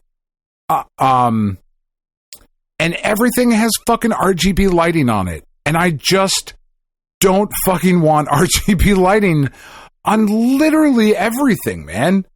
Like, I don't need rainbow colors spinning around this fucking base as I'm fucking charging up my portal. Like, I'm an adult. This is an adult toy. Like, I don't need to fucking gamer it, you know? Even like the Power A, which is like a respectable company and whatever. Because like you go on Amazon and it's like, here's 9 million different fucking charging docks from 6,000 different companies. And they're all the same fucking thing. And they're all fucking RGB lighting gaming bullshit. I just don't want it. I don't want it. I don't need it. Fucking stop it. Just fucking stop it. Anyway, regardless. The mouse that John has for his computer is that 3D lighting. And he thinks it's super cool, and I think it's super cool, but also I don't want it for my own computer. I love it for his, but I don't want it for mine. I'm like, come on, man. Ball Pit's on sale for $11.99. Yes. So, should I get it at $11.99? I mean, you should get it at $30.99. Like, it's I like I said. So I started playing it last week. I feel the same itch and the same desire to, one, go back to it, but two, all right, one more run. Just one more. Let me just go through it one more time. One more thing. All right, I just unlocked a new character. One more time. And then 4 hours later, I'm like, fuck, it's 3:00 in the morning. I gotta fucking go to bed, man. I've just been up playing Ball Pit all fucking night. Very similar to Vampire Survivors. It's on sale till the 5th. I've got time. Okay. Very similar to Vampire Survivors. It is a lot more complex than it seems on the surface, because you're shooting these balls and each character starts with a special ball. And then as you're going through and you're collecting, little shards or whatever, as you defeat enemies, you get to level up, and then you level up the balls. And then there's a special thing that happens where you can, so there's like this little glowy thing. And when you collect it, it gives you up to 3 options. So there's fission, which will just give you like upgrade points to whatever your things is. You get 4 active balls that you can be firing at a time. And then there's all these little baby balls that go with the main like attacking types that you get. And then there's 4 passive buffs that you can get. With the main attacking balls, after you get this little fission power up thing, sometimes it will level them up. Sometimes you can fuse the balls. So when you get 2 balls up to level 3, you can fuse the effects together, which will then take it down to just, so instead of using up 2 slots, now you're just using up the 1 slot, and you can collect an additional new power up to do that. Or there's also evolutions that you can do. If you get 2 particular ball types that work together, you can fuse them into a new part, or into a new ball. Then you can level that one up and fuse that, or evolve that, or like, there's all this like, what the fuck is happening? I just wanted to shoot balls at this thing, and now I'm like fucking balls deep into this system that they've got developed there. And then there's also, in between runs in the pit, there's like a town building thing where you like send out characters to like harvest wood and harvest wheat. And in order to unlock new characters, like you get the character's house, you find blueprints in the fucking pit when you're going through the stage. And then like when you build a new character's house, it'll be like that needs 2 stone and 3 wood, right? So you can either get those in the dungeon as you're going through it, or you can harvest them with your characters. And then you have to upgrade the house a certain amount of times, and you upgrade it by hitting the house with your character. Like you hit it 5 times and then you unlock a new character. The thing of it is that you have to then set up the little village thing that you're building the correct way, because the people that you send out to harvest also bounce off of shit as if they were the balls in the ball pit. So like they will bump into a structure and then shoot off into a different direction. So there's like all this strategic shit that goes along with that as well. It's super fucking fun. It's super interesting. This game's fucking incredible. This game's great. There's a ton of DLC coming for it. The developer already announced.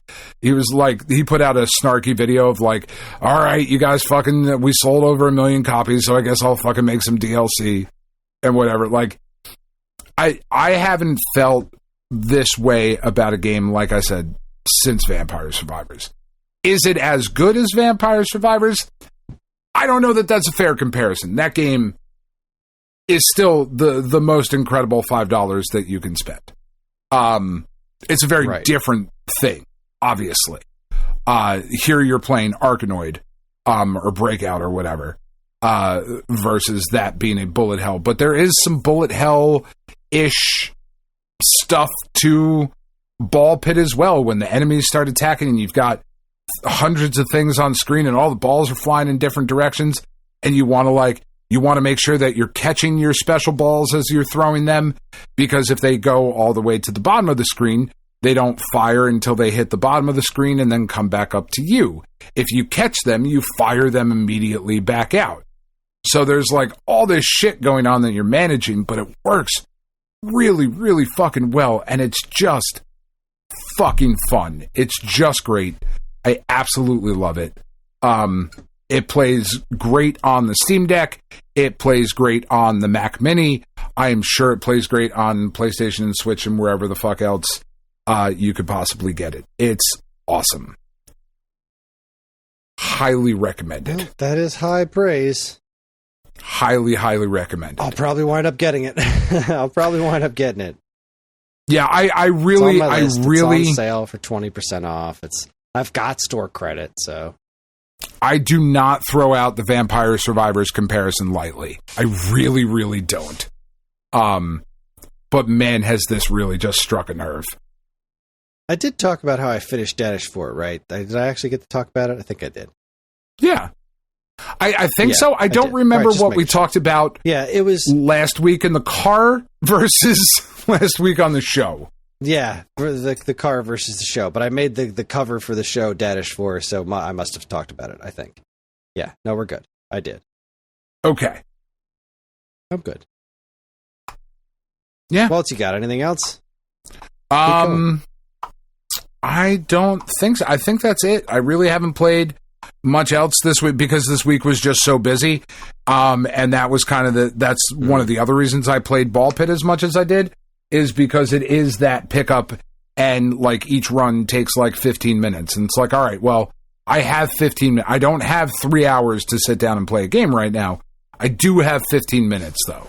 So let me just jump in and do one of those runs real quick. Next week I will have plenty to talk about though, because I'll have Prime 4 to talk about. I'm about to go have some cheesecake, like a proper Golden Girl, and then start Indiana Jones and the Great Circle. I will start the rest of this shit. It comes out on Switch too. Yeah, I'm really excited about it. I'm still very leery about the first person-ness of it, but we'll see. We'll see how it goes. Well, we will, unless we all die in a fire. I mean, I don't know. I'd like to hope we won't, but you never know. You never know. But yeah, I think that's about it. I think that that puts a nice bow on 2025. Merry Christmas, Happy New Year, you absolute fucking animals. Same. I love all of you. Yep. I am ready to go spend some quality time in the bathroom before I go to bed. I'm very tired, but my stomach's very upset with me. Very, very not happy with my life choices lately. Well, hey, go have some more cookies. Fucking show your stomach who's boss. No. I'm thinking about it.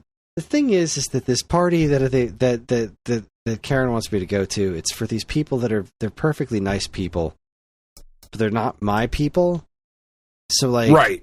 I'm gonna go there and I'm gonna be there for hours. She said, yeah, it starts like 3 p.m. Ellie wanted to do a sleepover, and she's like, well, I don't know when we're gonna get back from this party. So I'm like, clearly, I'm spending at least 3 to 4 hours at this party, and it's gonna be us, and it's gonna be me having forced small talk with people that it takes energy to communicate with. Not if you bring your Switch too. Then you can just sit there and play that and ignore everybody. Yeah, but that's a great way to piss my wife off. And you're pissed off that you have to go to the party. She should be pissed off that you're at the party. That seems fair. What's the problem with that? You are an endless fountain of wisdom, Dan. Any Hoosers, that is our show. Join us next time for our 600th episode. Son of a bitch bastard, that's a lot of episodes. A lot of podcasts. Our official 600th episode of the Stone Age Gamer podcast. It should be our first proper video podcast. I'm going to be making an attempt to edit together tonight's video recording just to see how that all works. And I think we should be able to do this thing reasonably comfortably, and then you can see our faces while we're talking, and who knows, maybe that'll make us a more popular podcast. I don't know. Right. Anything could happen. Or less popular. One of the two. No, right. It could be worse. But yes, it's the annual Golden Caveman Awards. We're going to be giving out our Best of the Year awards, and I'm very excited about it because I haven't chosen them yet, but I've got a couple of ideas floating around. And the Golden Caveman Awards are always fun. So they are always fun, folks. We're on most social media platforms, and if you want to get in touch with us, we aren't very difficult to find. All it takes is a quick look at our show notes, and you'll see links to our social media accounts, as well as all manner of other fun stuff, like a link to our namesake, StoneAgeGamer.com, and more useful links than you can shake a joystick at. If you'd like to get early access to this show's episodes, as well as a bevy of other shows on the Geekade Podcast Network, check out our Patreon. Also linked to in the show notes. It helps keep this show running week after week, and all our patrons are loved and appreciated. This show's theme song, Squared Roots, was written by Banjo Guy Ali. You can learn all about his wonderful music and more by following the link to his YouTube channel, also in the show notes. And finally, as always, we'd like to thank our intrepid editor, Evan, for making the show listenable for all you folks. I'd like to thank all you folks for listening in the first place. That's it. On behalf of Dan and myself, keep playing games.